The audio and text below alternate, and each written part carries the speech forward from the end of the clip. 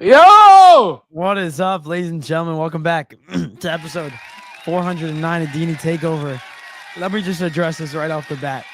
For anyone listening to me right now, either sounds like I smoked a bunch of cigarettes, which I did not. I'm coming off of losing my voice for the last weekend, so I will not be talking as much as I normally will do in this podcast, but I will still put in my input. I just want to say, everyone, if you hear my voice crack, just know that I'm not going through puberty. Unfortunately, I'm out of that stage, and just bear with it. It's getting better. This is the best it's been all weekend. Listen, if you drop a 1 in the chat and send the podcast to someone that's not subscribed yet, it will donate $5 to David's cigarette addiction. No, it's I don't have it. Worse. It's gotten worse, guys. Listen, just drop a 1 in the chat. Send the show so that you know, and that they're not subscribed, and we could help David get off these cigarettes, man, because it's bad. You hear his voice? It's horrible. I'm stuck between two things right now. And either A, I make my voice suffer even more to argue your points because you're about to say a lot of stuff, and I gotta defend myself, or B, I just let it slide and rest my voice for today. So I'm trying to decide. We'll decide as it goes through. I win for today, bro. I win. You're cooked now. Okay. Yeah, everything I want to have to agree with. Only like this. Yeah. Damn it. I bet, yo, David. You hated Amarim, right? Amarim should have been out, right? Correct. And the Glaciers, best owners in the world. No. That's why I draw my line. You know that. But Xabi Alonso going to Manchester United. Oh my God, manifest it. You gotta manifest it. Manifest it. Type dream out of your head, bro. Y'all getting Ole, bro. we got Michael. We got Michael Carrick right now as our intern manager. It's cooked. It's cooked. I just want to say real quick, thank you to everyone that's tuned in to episode 409 of D&E Takeover. Yes, sir. The title right now. NFL playoffs did not disappoint. Round 1 was spectacular. At all. We got a game today, which I'm hoping if it's anything like the games that we experienced, other than the Chargers game, because I feel like that was the most disappointing one of the whole weekend. If it's anything like that, the other games, then we're in for a nice little treat because those games are fun. To piggyback off what David is saying, this game tonight, there's no way it shouldn't disappoint. Realistically, the only game that was bad this weekend was the Chargers-Patriots game. Of course, it's the Chargers-Patriots game. Let's be so real. That game was so bad. I'm actually glad I missed that one out of all of them. I only managed to miss 2. I missed the Patriots one. I missed the Bills one, unfortunately. But I missed the Bills one. That was a good game. That was a good game. I missed that one. But I'm tempted for all the OGs that are on here right now. I see we got a couple people in here. Shout out to y'all. Hope y'all all subscribe and everything like that and share the show. Shout out to everybody. For all the OGs on here that know about my betting luck, I'm really tempted to waste some money and bet on the Steelers to win tonight. I really want to see the Steelers lose tonight, man. I don't know. Dude, what are you thinking? What do you think? I'm saying is for all the viewers to bet responsibly. And that if Eric anytime during the show puts in a Steelers money line, everyone just go Texans. It's gonna guarantee to win. Look, Phil's in the chat, yo. Shout out to hold on, really quick. Let's go through these. You mind if I go through these comments really quick, David? You can do it. All right, we got Bear in the building. Bear said, actually, you go through it because my computer's showing. We got Bear in the building though. Shout out to Bear. Appreciate popping out. He said best podcasters in the game. What's up, fellas? Appreciate popping out, Bear. Best fans in the game. Appreciate y'all. Yes, Marcus says, he said, shout out to Marcus. Appreciate popping out, my guy. He said, Marcus got this dude stressing. He's out on his break smoking a pack before the next class. It's not even class time yet. That's the funny thing. I'm telling you guys, again, if you just send the show to someone that's not subscribed and drop a 1 in the chat, you can donate $5 to David's GoFundMe cause to get him off of the e-cigarettes, man. It's not the regular cigarettes, it's the e-cigarettes. Honestly, he's on those. I know I don't do any of that, so just give me $5 for fun. Like honestly, if we get a nice little 100, I get $100. I collect the money though. I collect it. Oh, what is this bogus? Because we can't trust you with it because you go buy another pack of freaking cigarettes. No, we need it for the podcast. Of course, you can trust me. Bear said, PT school so bad, hot rod going to E6 in the big 2026. Guys, I can't even defend myself. I can't. I can't even. We'll wait until Wednesday and for me to talk more. I Shout, love it. I love it. I don't know if it popped up. Let me. I'm gonna SNW show. Appreciate popping out. SN. Yeah, show 12. What's Show good, 12. bro? Appreciate What's popping out. good? You know, hopefully you subscribe, my guy. Enjoy. We got some sports talk to get into. We got a lot. And also Philip. Shout out to Philip. He's in the building. Appreciate you. Said, don't you dare bet on the Steelers, Eric. He knows the luck. Oh, Phil. I was in Phil's. I had some time to catch Phil's live earlier. Shout out to Primetime. If you haven't, go check them out. They're really good over there. With their sports talk and their graphics. I went to the chat and started teasing him. And I was like, yo, should I bet on the Steelers money line? And he started panicking. I don't know. It's a scary thing when you do that because I'm control. Tempted. I'm really tempted. Eric, you control. You are the scriptwriter for all sports when you start gambling. I feel like I should just so everyone's here right now. Right now, we got 11 people in the building. That's a lot of eyewitness. 13 now. That's a lot of eyewitnesses. If I say right now, I'll bet on the Steelers. There's a lot of people in here that can prove, if it does work out, to fully prove that I just cannot win bets.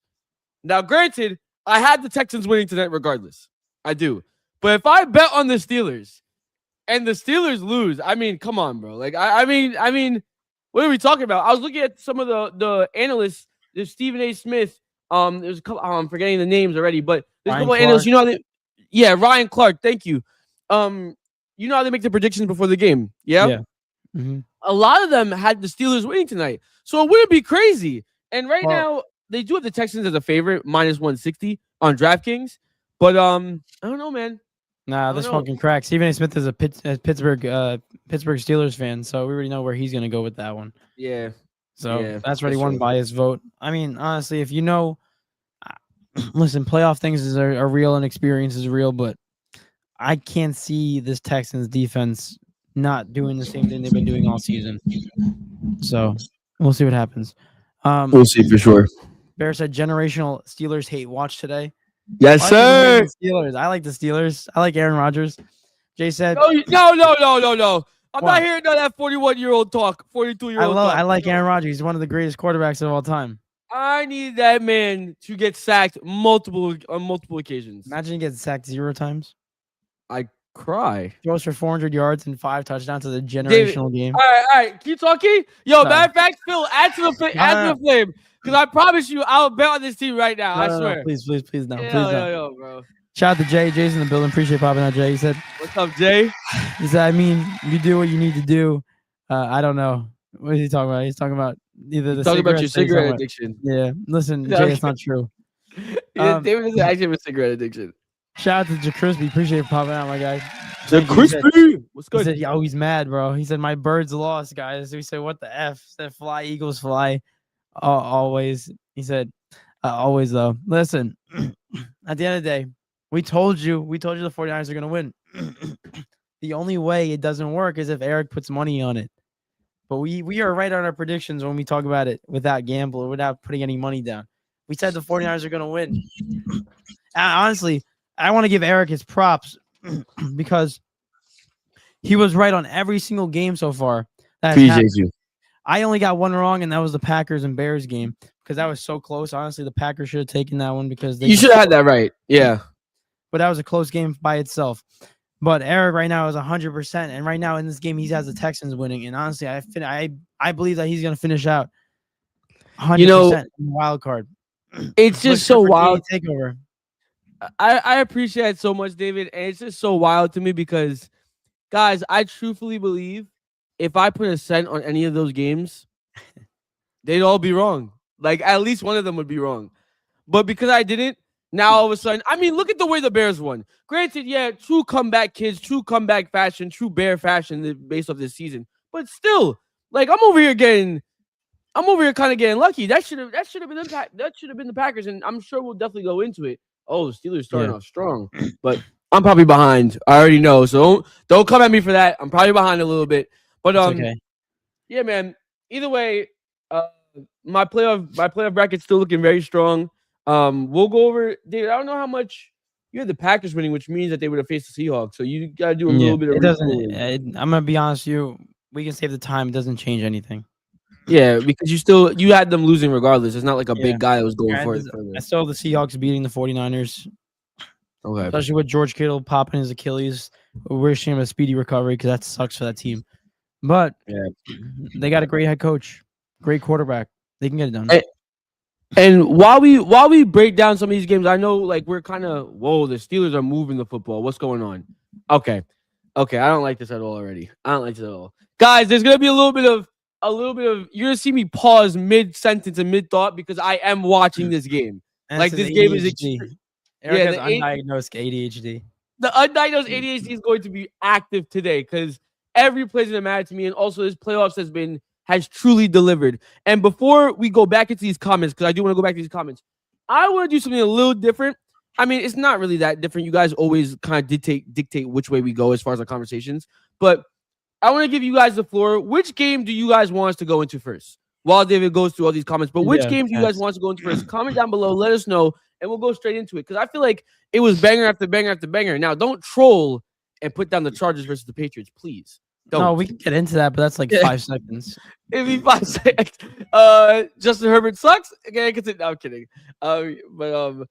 Either way, I just want to put that out there. But David, I'm throwing it back over to you, my guy. You guys, I want to see what you guys have first. Bear said, Eric, put the mortgage on Steelers money line. Well, that's how Eric. That's a free charity for gambling. Yeah, wait a minute. Did I just be in debt? In serious amounts of debt? Hold on. Philip said, he said, if you bet on the Steelers, I had no choice but to airdrop emergency perk supplies for Aaron Rodgers. Ashwagandha. You gotta drop ashwagandha. It's like you see a care. All of a sudden, you see like a massive care package, like Call of Duty coming out of the sky. And it's like Hunger Games. You ever watched Hunger Games? Yes, like Hunger Games. It's just ashwagandha. Yo, yeah, bro. You get sponsored from like Philip and Taff from Primetime. Oh my gosh, man. Bear said Steelers haven't won a playoff game in 7 years. Yeah, because they always come in as the 7th seed and then they end up versing like the Chiefs. I remember one year they versed the Chiefs in the wild card game. The Chiefs won like 40-10, 17, something like crazy. It was a big blowout. Let's see. I could look up their playoff history. Hold on. Let's see the last. Yeah. Go ahead. But you could continue to keep going. I'm just going to search it up really quick. Crispy said, man, LOL. Yeah, I know it sucks. The Eagles, I don't want to say it. Their offense was non-existent. AJ Brown, we'll discuss him as we go on. We're definitely going to get into the game. I don't want to give away too much, but AJ Brown, I feel like, is 95% out of there in Philadelphia. Yeah, that situation is looking a little weird. We'll definitely talk about that. Bear said, and when you're ready, I got the stats for you. Yeah, after this one. Bear said Steelers are the kid in class who just does enough to pass with a C every year, and expects to get into grad school, but gets denied when the lights are too bright. Oh my gosh. File and roll. They make a winning season, they make the playoffs, but never produce. Well, just to give credit to Bear, their last playoff win comes in January 15, 2017, where they beat the Kansas City Chiefs 18-16. Wait, let me make sure that's correct. I believe 18-16. Okay. And that was to get them to the conference championship where they lost to the Patriots 17-36. They got destroyed. Jesus. Yeah. 2020 it's 2017 playoffs, but 2018 next year they lost to Jacksonville in the divisional it says divisional round. I guess they had the bye, but they lost 42-45, which is crazy. Then in 2020 they come back to the playoffs. They lose to the Cleveland Browns in the wild card 37-48. What the heck? These are I hope these don't sound correct. 37-48. I don't even remember that game. That's crazy. Cleveland Browns? You might 2020? I don't know. Cleveland Browns, does that sound right, chat? Cleveland Browns 2020? I mean, that was Baker Mayfield year. Oh, true. That is crazy. And then you got the 2021 playoffs, like David said. They lose to the Chiefs 21-42 or 42-21. Then 2023 year, they lost to the Bills 31-17. All these being wild cards. The 2024, they lost to the Ravens 28-14. And now we're in 2025, and they got the Houston Texans. So it looked like another first round exit. We'll see. We'll see as the game goes on, and I do have a prediction on this game, so we'll see how that Oh goes. How it snap! pans out. Predictions matter, bro. The predictions matter. I will say, let's finish up these comments. Crispy said, "Hey Eric, AJ Brown for a 4th round bag of chips. Get him out of Philly, please. Go to Baltimore." Hey man, if you want to give me, if I could trade a 4th round pick for AJ Brown, I take that happily. I'll take Fair it. enough. I don't know what that does for us realistically, because you need someone to throw him the football. So and you Oh, need someone Colin Lamar. you need someone to throw the football. You need an offensive. You need a not only a good offensive coordinator, but also a good head coach. You know, the head coach situation is the biggest one first, and then Yeah. we'll handle everything else after. Yeah, I was about to say, what about a head coach?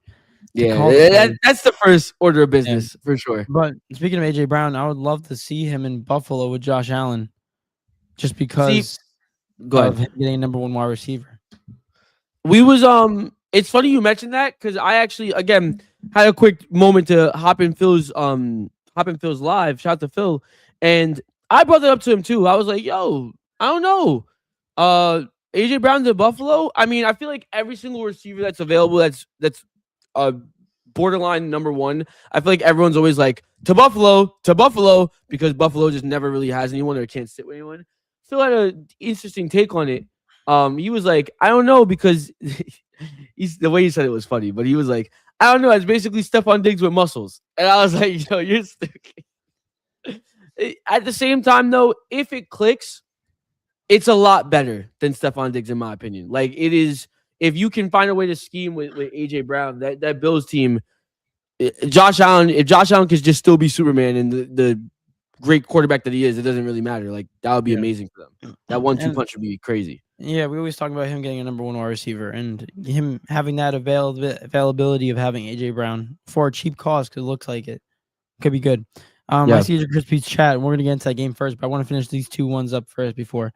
Phil said, A-Rod, it will end up being in front of Alex Rodriguez. Honestly, he would like that steroid, Alex Rodriguez. Man, silly. He said, if I'm the Eagles, I'm moving him to the Jets for a 7th round pick. Oh God. Oh no. With the the message, the grass isn't always greener on the other side. Honestly, he'll teach him a lesson. He'll lose. Hey man, honestly, he'll lose, but like I feel like both teams lose out in that situation. It doesn't get any better in that aspect. He's in the Jets. He's at the Jets, and it doesn't make it any better. And the Eagles only get worse, in my opinion, in that aspect. But because we got Jalen Hurts, you might be on fraud watch. I don't know. I don't want to jump on the bandwagon that I feel like everyone's kind of been on top of Jalen Hurts, and the moment he loses, everyone's ready to like kind of jump on top of him and be like he's a fraud. But yeah. I definitely I'm hearing the conversations. I hear it for sure. I feel like it's too harsh. Like, especially Philadelphia fans are always harsh on their teams. You're talking about you won the Super Bowl with this quarterback. You've been to multiple Super Bowls, and you're gonna call him a fraud? I just can't get around that. There's 30 teams every single year that are fighting for a Super Bowl, and they don't make it. So it's like it's hard to already come by, and you already have a quarterback that can play in those games. This is a bad year. It's just a bad year.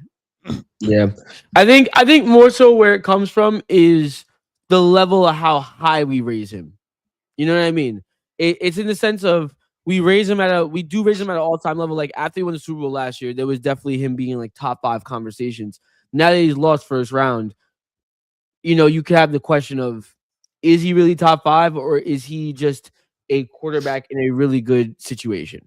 You know, kind of like a Brock Purdy situation when he first got when he first was at the 49ers and finally started to get his minutes in, I should say his snaps in. But either way, before we even touch base on that, Jags versus Bills. Now, David, was there a prediction on this? Yes, it was yours actually.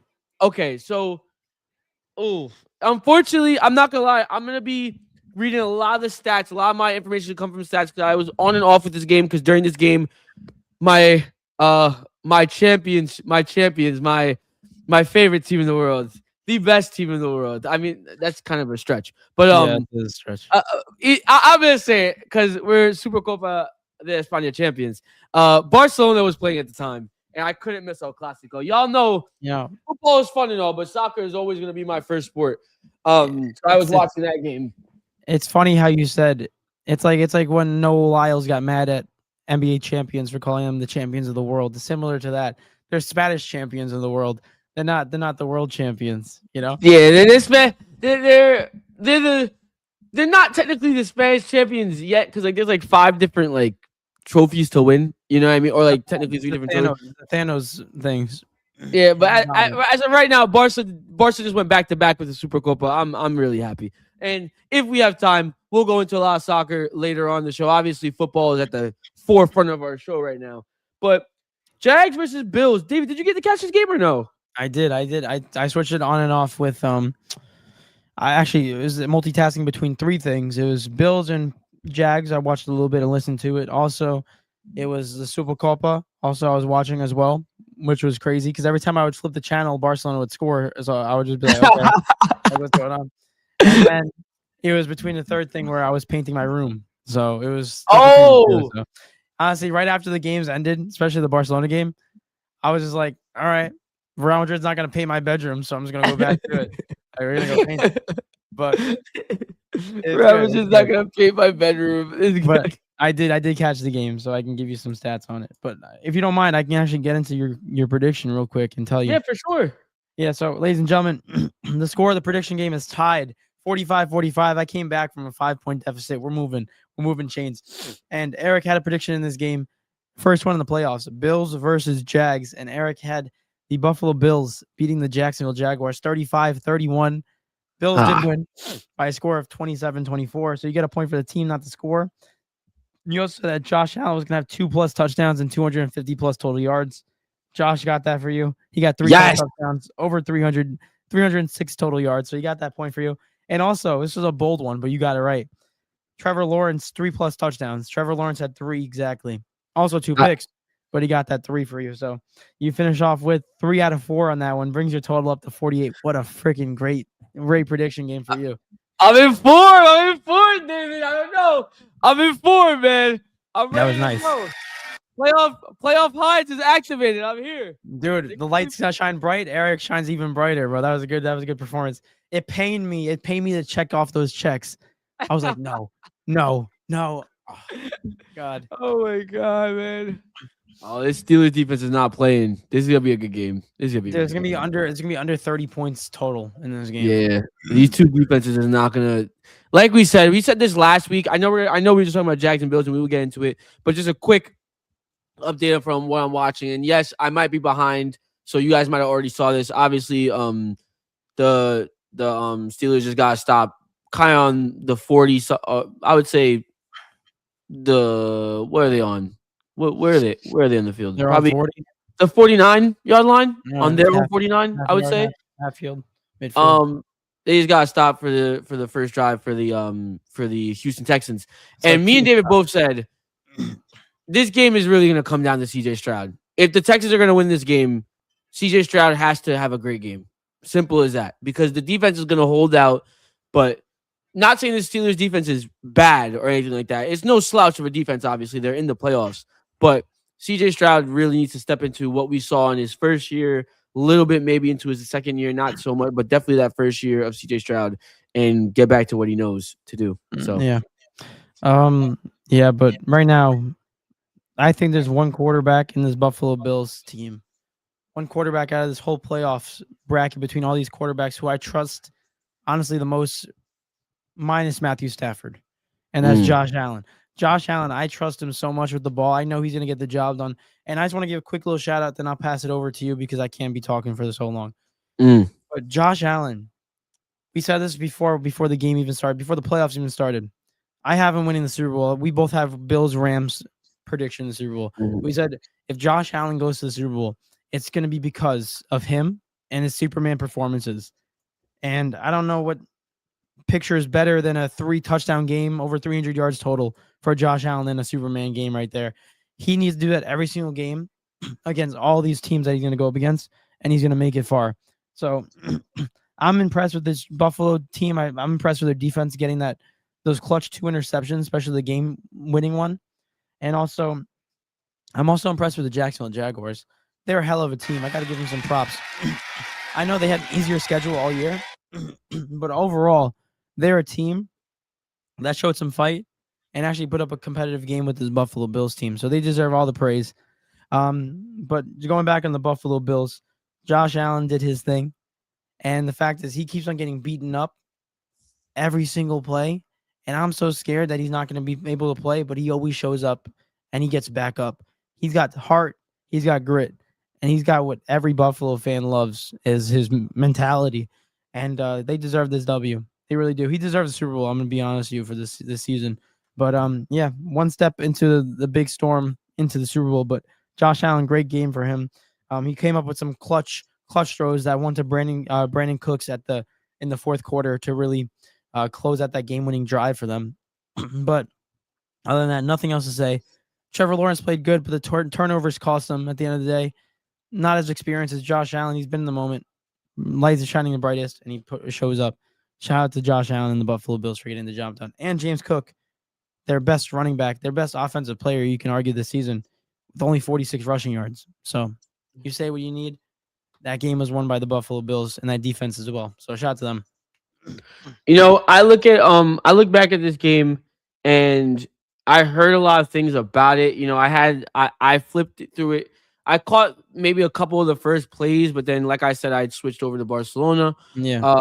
But from what I saw, man, one of the things I want to highlight from what I saw, right? And this is a very small one, very small detail, but I don't know if it's just me. I'm very big on ending a drive with no points in the red zone is a extremely failed drive. Like, yes, obviously any drive where you don't end with points is a failed drive, but especially when you're in the red zone, in my opinion. A very common thing or theme that we've been seeing in this playoffs, which I don't mind as a neutral spectator, right? My team's not here. I'm just watching football just to watch football. A lot of teams have been going for it on fourth. A lot of teams have been going on it for it. I like the aggressiveness for sure, but in certain aspects of the game where I like to call it like you just have the advantage, whereas like the way the points are working out, no matter what's going to happen, as long as you have a chance to always get the lead or at least stay ahead of the other team, take your points always. If you don't get it on third, take your points, take your three. It is what it is. Now, granted, obviously, seems that getting three is easier said than done this playoffs. Because a lot of people want to miss field goals. I don't know what's going on with that right now. But in the beginning of the game, I want to say that at one point the Jaguars were up 7-3, and they was in the red zone. I want to say they might have been on like the 20-yard line, maybe like 18-yard line or something, and they went for it on fourth down. Now, my thing is, now granted, at the end of the day, them going on fourth down, it wasn't a bad decision. It was just one of those decisions where you're going to look back at it at the end of the game, and you're going to hope that those 3 points that you could have got is not going to be so costly for you in the long run, which I'm about to get to right now. Right now, granted, yes, they did miss a field goal in the middle of the game. I heard as well, and like that also at the half, which was kind of a questionable call as to why they got it, because time ran out, but the rest said they gave them to them. It was a little iffy. So the ball don't lie on that one. So there's that. But I'm looking at this. They call a play. Trevor Lawrence tries to run the football. He gets stopped right before the line. The turnover on downs. Bills are driving down the field. The way I look at it, man, granted, yes, the game could have gone anyway. But in that moment, you're up 7-3. You're in the beginning of the game. You take your three. It's 10-3. Even if the Bills do come down and they do score a touchdown, you have the ball back in your hands. You have to come back. Like, I'm either gonna trust my defense. It's like a win-win in my head. You either trust your defense to get a stop and you have the advantage still regardless, or your defense doesn't get a stop, and then you trust your offense to come back down and do the same exact thing and go get points on the board. Now, granted, I understand being aggressive in certain aspects of the game, right? Where it's early on, you really don't got nothing to lose. You're on like the 5-yard line at 0-0. Go for it. Why not? Let's see the offense, test the other offense to go all the way down the field. You know what I mean? There's nothing wrong with that. But in that aspect, the reason I'm calling it out is because they ended up losing this game by 3. They did end up losing this game by 3. I don't know if you saw our chat, David, with our friends, But a lot, I was asking a lot of people. I was like, "Am I crazy to think that they should have went for three on that?" And a lot of them was like, "No." A lot of people thought that was the right decision. Like they should have went for it on fourth. Um, but at the end of the day, it's again one of those decisions where you really do hope that you don't have to look back at it and be like, "Dang, if we would have taken our 3 points rather than going for it, would that have saved us?" And it's kind of hard to. It's a really big hypothetical, but I just wanted to point it out right there. Yeah, I mean, I saw the chat and I saw the play, and honestly, you can go either way. I'm on both sides of the fence for that one because you look at it. If you score a touchdown, you're up 14-3 against the Buffalo Bills at home. That's a great place to be in. But also, if you miss it, you're 7-3. You give the ball back, and they scored 92 yards down the field to take the lead to Buffalo at that next series that they had. So, sorry. Yeah, Overall, I don't hate it. I understand why it looks bad because after the game they lose by 3, but I yeah, understand it. It looks bad now, but at the moment I understand why their defense was making stops on Buffalo, but also I also understand taking the points. So it goes either ways for me. Honestly, I would have probably if I was a head coach, I would probably go for it just the way our offense was moving. But then again, you can't fault it because he missed a field goal too at the end of the half, so that also cost him 3 points. yeah. That I can't. Unfortunately, I just think field goals should be automatic, and certain aspects you would think certain field goals should be automatic. Like no disrespect to the kickers, but bro, that's all you do all day, bro. That's Specifically, a all. 44-yard field goal against the Steelers. I know Eric has a vendetta against kickers because of the experience in last week. That's all. Oh my gosh, I almost actually started screaming. Did you? I almost started screaming on the podcast. That'd I have been can't so scream. bad. I can't scream, so I Oh can't. my. But nonetheless, looking at this game, just to also highlight, I feel bad for the Jags. Just a team that just realistically out of the lottery just picked the got the worst team possible to face in the first round, and they ended up versing the team that most likely is going to end up being in the Super Bowl, possibly Yeah. winning it. It's like in my head, yes, Trevor Lawrence made a lot of mistakes, but if I'm a Jags fan, like, yes, I'm kicking at myself because I do believe that they definitely could have won this game 100%. Without all those turnovers, you really don't know what happens. But at the same time, um, they'll be back. They'll be back, and they'll be stronger next season. It's gonna be really fun to see what the Jaguars can offer in the coming years. But Yeah. They're a good team that created a great culture. So yeah, their coach knows what he's doing. So they'll be back. I do want to move on into the next game, but also these comments as well. yeah. Bear said, "Who do you think is the biggest dark horse? Who's left in the playoffs?" The biggest dark horse, he says. I mean, out of all the teams that won that are in the playoffs remaining, Let's. I got two. Two automatically come to mind. Uh, but I don't know. Do you want to answer it first, or you want me to answer it? I'm kind of stuck. I want to hear what your thoughts are. I'm gonna go based on. I'm not gonna. I'm not gonna say anything about the Steelers Texans game. I'm not gonna pick any of those teams because I don't know what's gonna happen in this game. Right now, the Steelers are up 3-0, so I don't know what's gonna happen in this game. Um, as far as the other teams that have already won, I think the one that sticks out like a sore thumb is the Bears. If there's a dark horse in this playoffs, it is the Bears. Why? Solely because of the fact that you look at everyone. I mean, I look at the AFC and the Broncos, Patriots. No, no, thank you. I'm okay. Even if they make it to the Super Bowl, I'm okay. I'm not. I don't believe that any of them are going to win it, regardless. But I go on the NFC side. I mean, the Seahawks are a contender. The 49ers, even with the injuries, before the injuries, they were still a contender. The Rams, contender. The only team that you look at that I would say everyone is probably kind of writing off is the Chicago Bears. But because of their resiliency and their never say die mentality or never quit mentality, I don't know. After I watched that Packers game, at that point, it's like I don't know what the Bears are capable of. And Yeah. I'd say that they're the biggest dark horse right now. And honestly, I agree because that's the team that I kind of written off. I thought the Packers had a little bit more experience. They were going to get the W. Overall, the Packers, I believe, have 7 wins this season, including this one in one possession games. So they obviously have experience in tight games like this, especially against the Packers, where they versed them twice. They lost 1-1. So they knew how to close out a game. Ben Johnson's a great head coach. Nothing else to say. They're having a fantastic season. And out of all the teams, I feel like they're the team I least expect to make it far. And they won in the first round. So got to give them kudos. I think they're a dark horse team just because of the fact that Ben Johnson can draw up the most intelligent scheme to go against the other team's scheme.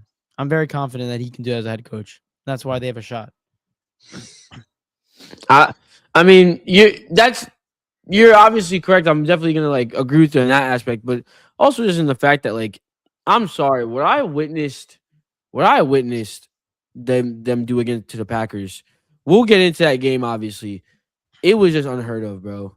And I can't really tell. Granted, the Packers secondary looked awful, like when it came down to it. But still, that team really, I thought it was over. I truthfully thought it was over. I did not think. I knew they came back several times in the season, but that deficit was ridiculous. They had no business winning that game. Yeah, Packers choked.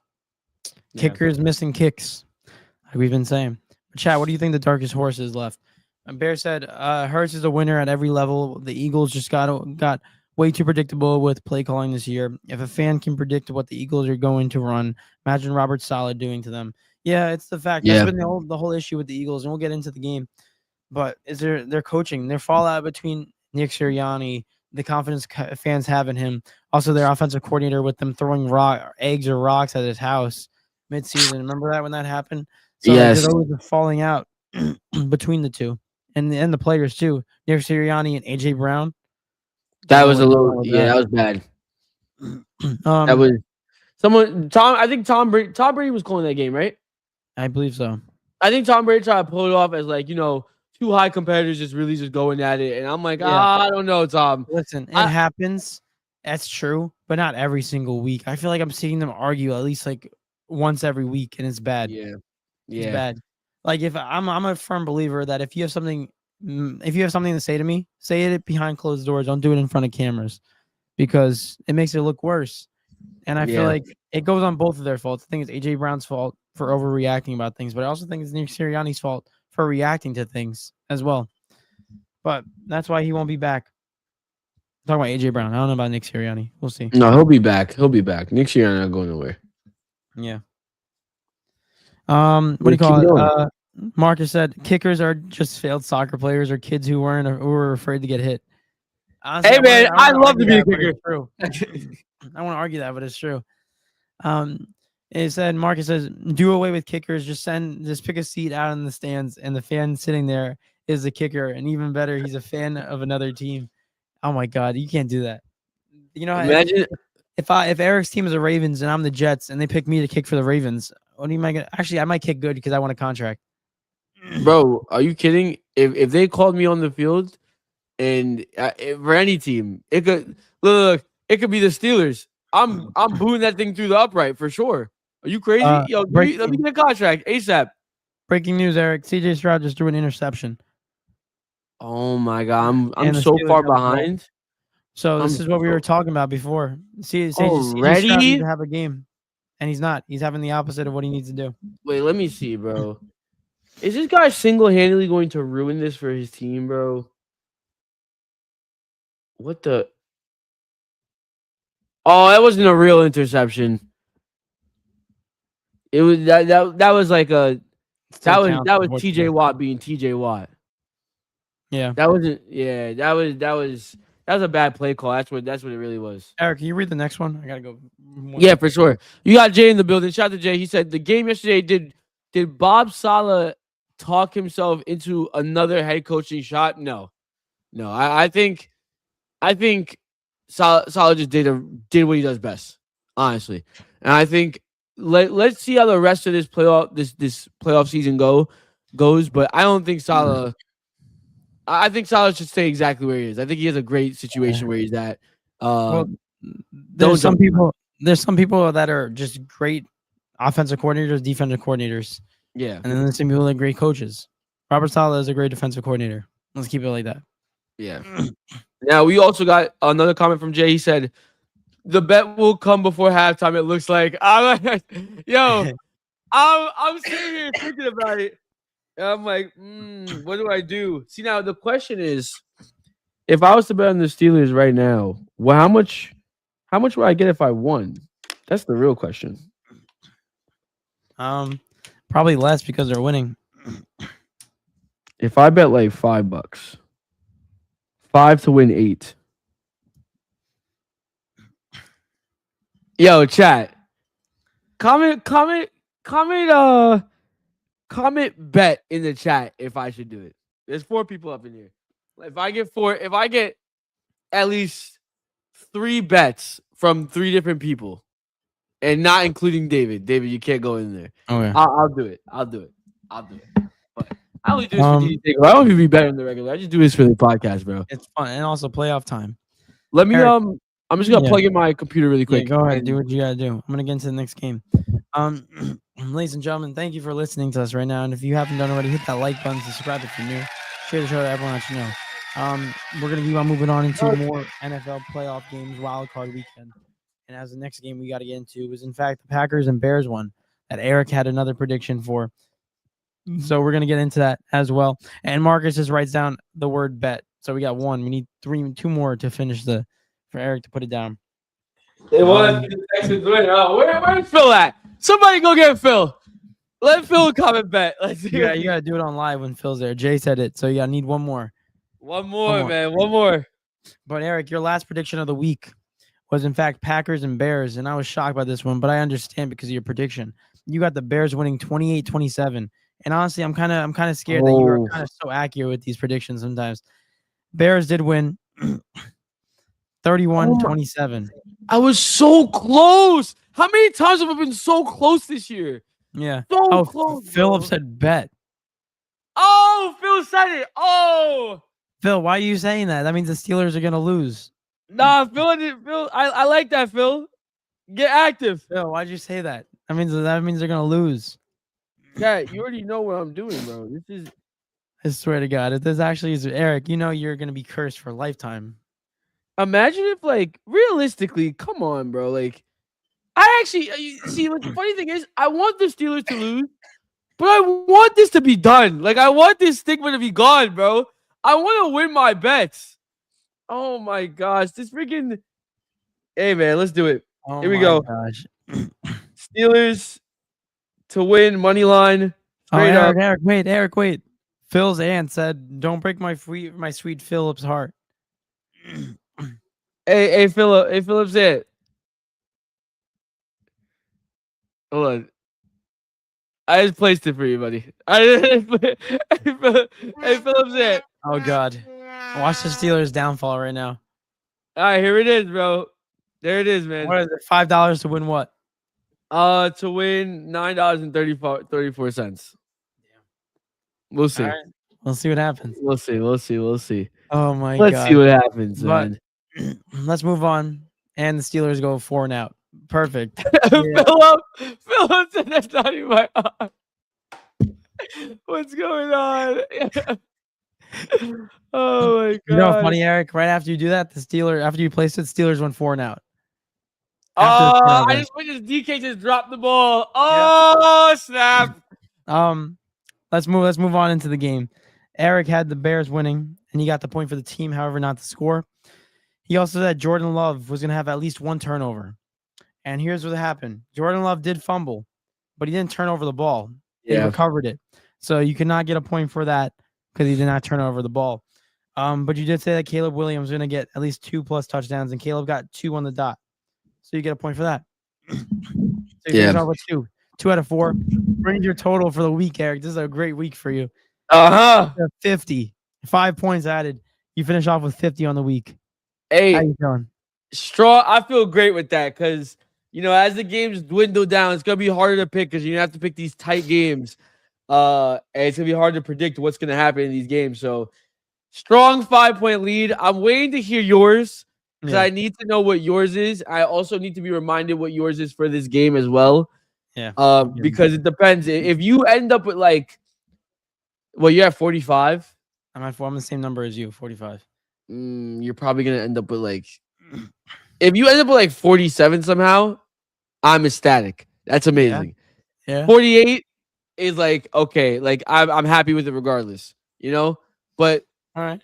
that 40, I think you're gonna end up probably around 48. That's what usually, you get 2 points from each game. Okay. Well, right. that'd be no, that wouldn't even be 48. That'd be 49. Yeah. No, I need you to get 48. Yeah, no. I right. need you to relax. I need you to relax. We'll see how it goes. But guys, let's talk about this Packers and Bears game real quick. We talked about it a little bit before, but let's just break it down a little bit deeper. The Bears come back from 18 points down. Tied for one of the longest deficits, tied for the biggest deficit ever to come back in a playoff game. The Bears did it again. They've been coming back a lot of games this season. Caleb Williams, 361 passing yards. He also rushed for 20, 2 touchdowns, 2 interceptions. Jordan Love, 323 passing yards, 4 touchdowns. I'm going to be real honest with you. Jordan Love showed up. He did. He showed up for his team. But at the end of the day, it wasn't enough. It wasn't enough because when they needed him most, it didn't matter. Caleb Williams closed out the game. He finished out the game super strong. And I already gave Ben Johnson a lot of his credit. But this was a close game. We expected it to be. But overall, Caleb Williams, I believe this is his first playoff game. Yeah, it is. He started off shaky. To come back with a head coach like Ben Johnson, have confidence in him, to come back and them to come back from 18 points down to win it. Shout out to the whole coaching staff. Shout out to the whole team with the veteran experience. Shout out to Caleb Williams for putting it all together and turning it around in the second half. I will say that this Packers loss is not on Jordan Love. His stat line was great. Didn't show up at the end, though. So I'm not going to blame him, though, because, it happens. Not like that, but it's a devastating loss. And also for people saying that Matt LaFleur, I've been hearing a lot of things saying that Matt LaFleur should be fired. I'm like, you guys are smoking crack. This is the problem with people, with fans, recency biased. Just because you lost a game to a really good team doesn't mean that you have to fire him. You've been in the playoffs every single year that he's been a head coach. Let's wake up. Let's be smart. And I'm glad that I saw a report today saying that they're going to work on contract extensions, which they should be doing. Because next year you have a good team. You have Micah Parsons coming back. You'll be fine. But when is Micah coming? Micah's coming back late in the season. But even if they're in the playoffs, he's ready for the playoffs. Yeah. I see. Shout out to everyone in the comments. I'm gonna get to them. I see Phil making me laugh. I see Chloe. I think. Shout out to Chloe. Hopefully you subscribe, join the family, and everything like that. We're gonna get to your comments, Jay, Marcus. We're gonna get to all y'all comments in a quick second. I just want to give my quick thoughts on this game. I'm gonna say this much. I'm gonna explain where I'm at. That Matt LaFleur talk, I'm in the middle with that right now. I really don't know how to feel. And because again, I agree with you though. I do agree with you. With definitely the recency bias, but part of me also can understand where it comes from, right? And the reason being is all credit to the Bears. You love a team that just does not give up and plays to the final whistle no matter what. Also, shout out to Jordan Love. Shout out to the Packers in general. Packers are still a great football team. You know what I mean? Let's not forget, even though they blew the lead, they were up 21-3 at halftime. This is a team that they recently just lost to, right? In a nail biter. They were dominating them halfway through the game. It was basically a no contest, it felt like. It felt like the Bears was not ready for prime time at all. And it made sense also because of the fact that, Caleb Williams' first playoff game, first time the Bears been in the playoffs since, I don't know when. David, if you could check that out for me. I know Football Reference has it. If you just look up Bears playoff history. I don't remember the last time the Bears were in the playoffs. But regardless, and they got a home playoff as well. We talked about that. We talked a little bit about that last year. A lot going into this game. I was able to watch this whole game. Thankfully, this is one of the best. I think this might have been the best game to watch. It's their first win since 2010. Their first win? Yeah, in the playoffs since 2010. God. When was the last time they made playoffs? Was that also 20? No way. It was also 2010. No. Let me see. First playoff win since 2010. Yo, Caleb Williams, bro. Shout out to you. 2020. They lost to the Saints. Jeez, man. Jeez, man. The Bears have not been good in a long time. But regardless, Yeah, that was Jay Cutler days. wow. I'll put it to you this way.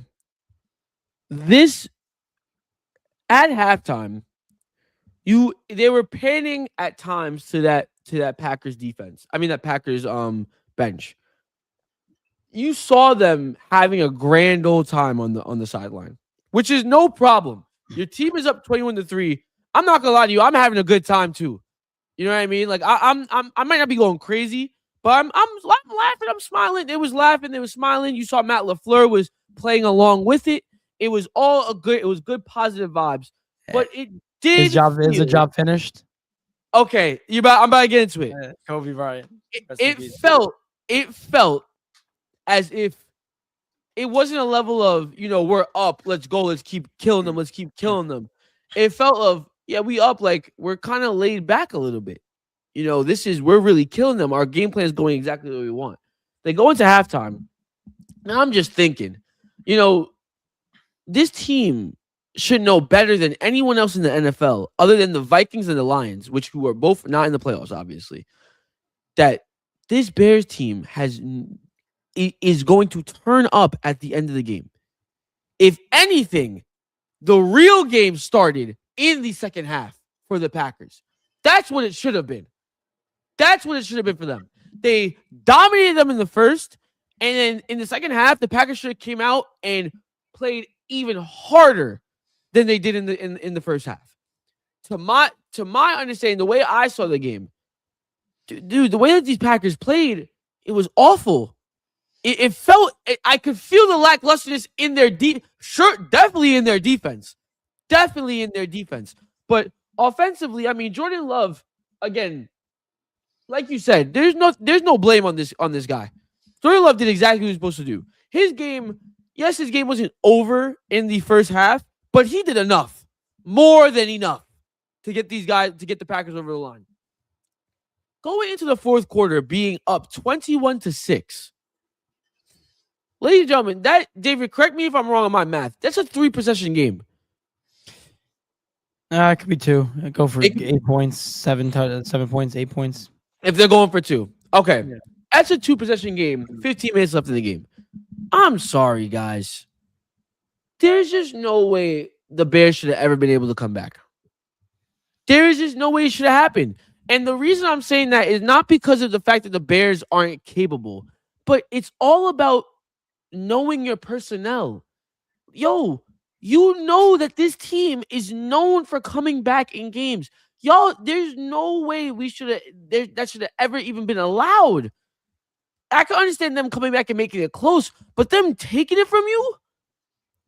Oh my gosh, man. There was just certain moments that you could just see. I think Jordan Love had a touchdown in the fourth quarter as well. Like, he still kept it close. It was still a very good game. But at the end of the day, I look at the Packers and I look at it and I'm like, this is so disappointing. And then from a coaching perspective, it's a fumble. It really is a full fumble of an entire game. Yeah. And now, granted, I'm not trying to sit here and I'm not blaming it all on Matt LaFleur because of the fact that Packers defense was awful at the end. So awful at the end compared to the beginning. Forcing turnovers, forcing Caleb Williams to make crazy decisions and things like that. But at the end of the day, bro, you got to be able to rally your troops. It gets to a point in the game where you can rally someone enough, whereas everyone's good enough on the team to whereas we could just get over the hump, even if they are coming back, even if they are better than us. We can get over the hump because we're good enough. It doesn't matter. We've created that deficit. But these guys look lost. These guys towards the end of the game felt, you could feel the game, you could feel them losing the game and them not knowing what to do and not being able to stay calm and not being able to be composed in these moments. And it was a complete blunder. And I'm looking at it. I know it's hard to say if it's a disappointing season for the Packers. I think it definitely is. And I think it hurts with all the injuries that they suffered. I think that also is a huge factor.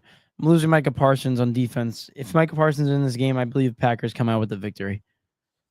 Very, very true. Very true. Yeah. But Michael Parsons wasn't in this game, and they was up 21-3. Yeah, no, it's true. It's a Like terrible loss. Terrible loss. Embarrassing. It's worse than when they lost them the first time. Yeah. Or the last time they played each other, I should say.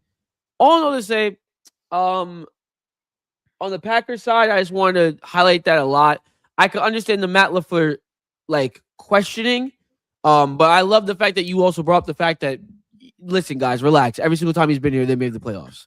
So I think that's also something that we definitely need to think about before people just jump the gun, for sure. Because when you come from a team that you watch that is bad, right? And you see teams that are good that make the playoffs every single year, and they want to get rid of their coach. Like Eagles are the same thing, but also different because I understand why you're doing it. But like they're in a similar boat because it's like you guys won Super Bowls with this coach, not in the Packers situation, but the Eagles situation with Nick Sirianni. In Packers situation, you made the playoffs every single year. It's obviously not a problem with your head coach. Maybe you're just not like your coach is still doing a great job. That's all I'm trying to say. He's doing a great job. You just need an extra switch, extra level. You know, Yeah. as watching a team that sucks as my teams, shout out to the Jets and Giants. It's like you can get rid of coaches all you want. It's not going to fix the problem. Dang, You know? Brian Dable, Robert Saleh, Ruben Amorim, Xabi Alonso. It just keeps coming for you, bro. It's been a bad month. It's been a bad month. But yo, the Texans are running. This run game is really working for them right now. Eric knows what he did. Guys, chat. He knows what he did. What do you mean? You know what he did. It's But what ironic. It's very ironic that after you put the Steelers to win, the Texans go on a 90-yard drive, and then the 10-yard line right now about to score a touchdown. But what do you mean? You know what you did. No. Oh, look, someone's down the Texans. Somebody's down. See? Yeah, probably the water boy. That's not my fault. Probably the water boy. No. Wait, was it the running back though? Is the running back down? Hold on. That's not good. Either way, on the Bears side of things, shout out to y'all, man. Y'all deserve it. Y'all deserve it. And honestly, from a neutral perspective, I'm here for it. I'm so here for it. If y'all want to go on and beat the Rams somehow, because the Rams don't want to solidify themselves against the Panthers, you know, be my freaking guest. I'm here for great football and great stories. That's all I'm here for. Yeah. And I wouldn't mind seeing the Bears win a Super Bowl. That doesn't bother me at all.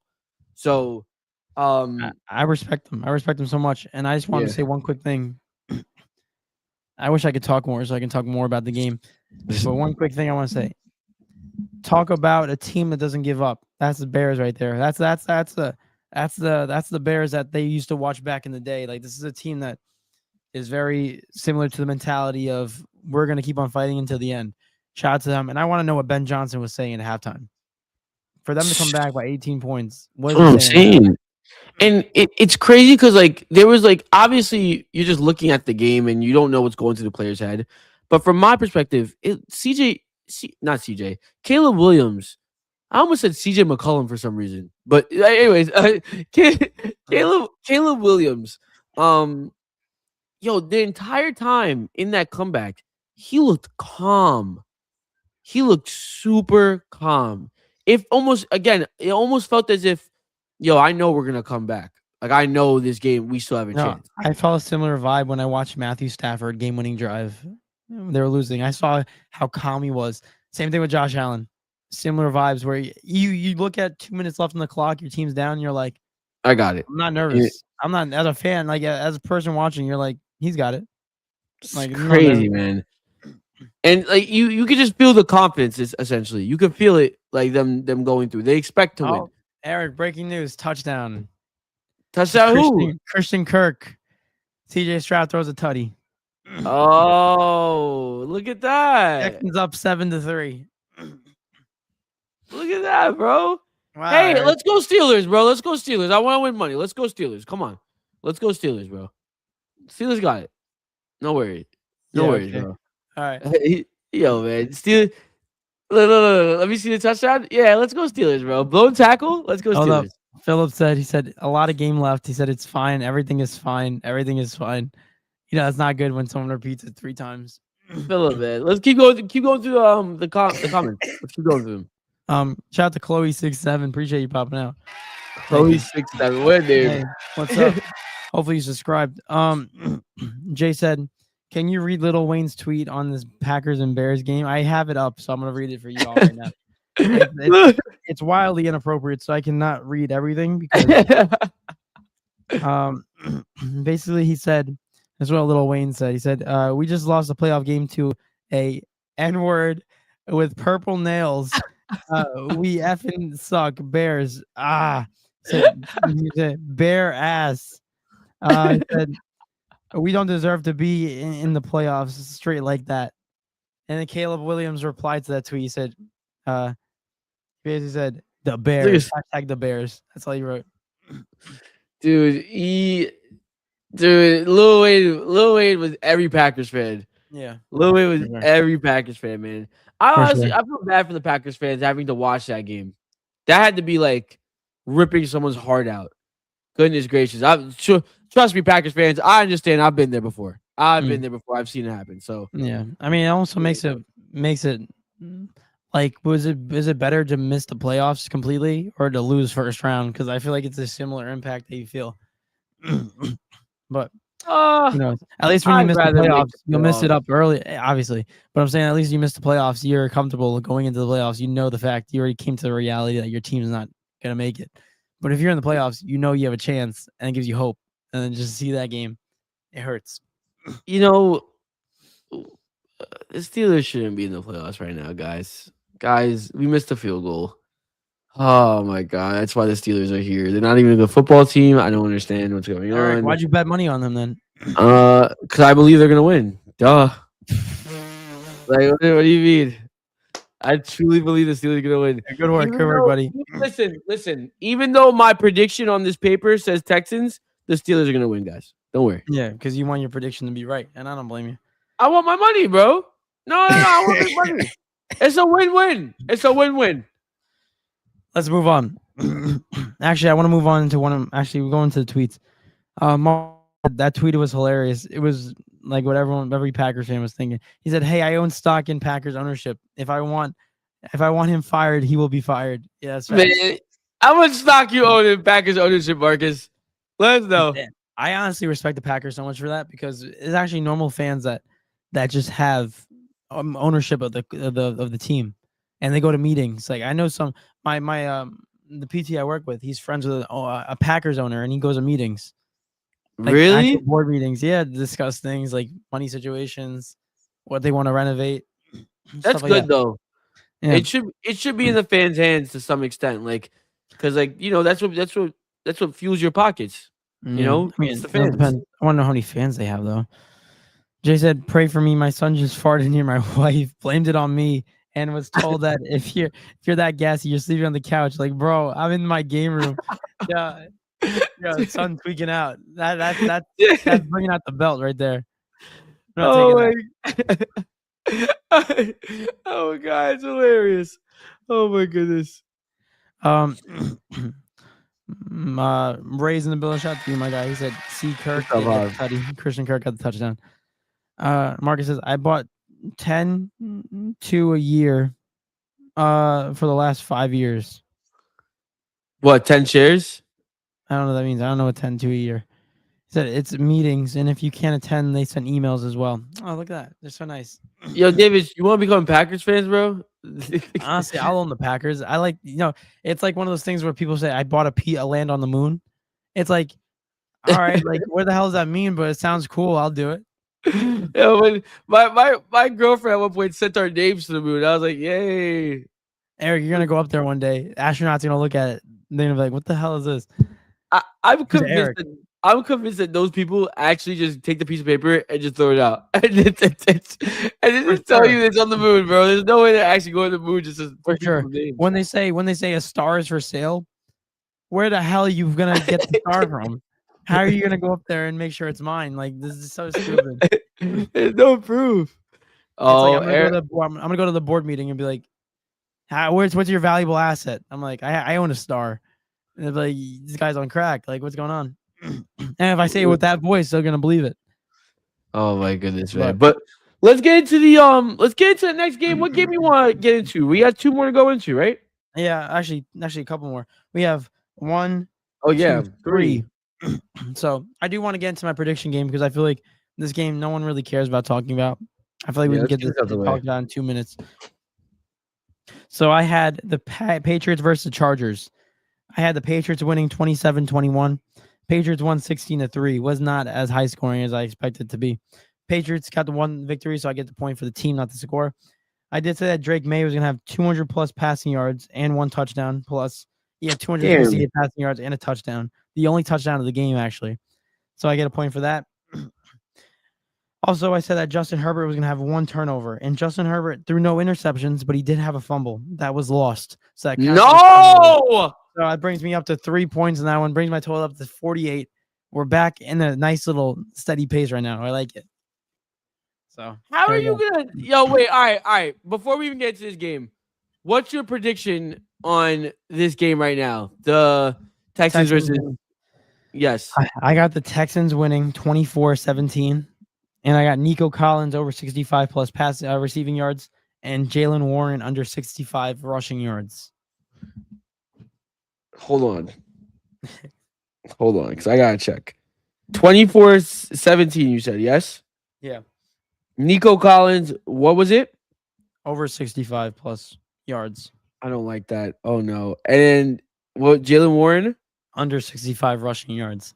Oh no! The way this game is going, Aaron Rodgers is gonna be throwing it for days. Still early. Oh my god! I need the Packers to go up so they can start running out the clock. The Steelers, you mean, not the Packers? Oh yeah, I'm thinking Aaron Rodgers still. But I just want to say a quick thing on this Patriots game. Honestly, I expected this to happen. Obviously, with the score, I just thought even though Patriots have a rookie quarterback with Drake May, who didn't really have the greatest of games, he threw a pick, but also came out clutch. Their defense, Patriots defense, played fantastic. Mike Vrabel has been a great mentor for that defense and a great head coach all season. But shout out to them getting the victory, pulling it through at home. I have more things to say about the Chargers. I know Eric but he doesn't like the slander. He slanders Justin Herbert. Doesn't really think he's that as good as people think. I just want to say a couple of things about this. Yes, Justin Herbert didn't have a good game. You look at the stat line, but the dude got sacked 6 times, and he got hurried, which means that he threw the ball. Either he's getting hit or pressured 11 times. That is terrible to be in as a quarterback. And plus, he got injured. He hurt his hand during the game, so he couldn't really throw the ball that good. I give him a lot of credit because he showed a lot of guts, and he is 0 for 3 in playoff games, so it doesn't look good on the record. But I will say this game in particular, not Justin Herbert's fault. That offensive line looked like a high school varsity offensive line going up against professionals. It was bad. It was bad, bro. And we always say the one thing that's always true for quarterbacks. In order to be a great quarterback, what's the one thing you need? Offensive line. You need a great offensive line. And unfortunately, he did not have that in this game. And they had a lot of injuries too. So we'll see. They lost. Defense played all right. Offense was not there, not all. But yeah, I do not blame this one on Justin Herbert.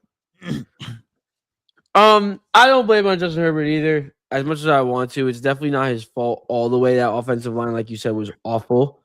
My question to you, right? I know he's not the same person, but I have to ask. If you take Justin Herbert and you swap him with Josh Allen in this game, you think the Chargers lose or the Chargers win? You saw Justin Herbert for Josh Allen. It's tough. It's tough because it all goes back to what we say with offensive line. Because we've seen this season when Josh Allen doesn't have a good offensive line, he still can put up a good game, but it's nothing like the Superman performance that he would need. I would say that they probably make it a lot closer than expected. I feel like Josh Allen could pull out the victory, make it a lot better. Now, granted, I am comparing him to like the best quarterback in the league right now, so it's harder to say. I just think Justin Herbert is the ultimate gray area quarterback. I think as long as you have Justin Herbert, I don't care what you surround him around. As long as, unless he's in that Philly squad, that's a whole completely different situation. Oh, but go ahead. CJ Stroud fumbles the ball. Steelers get the ball. This guy, yo, Is he okay? I gotta watch this now. Hold No, on. he's forcing stuff. It was kind of ridiculous. I don't like that at all. Why are you throwing it? You're gonna get sacked. Tuck it and fall down. Oh, the snap. Oh, what is he doing? Yeah, but why is he running into the defender? He literally ran into the defender and tried throwing it.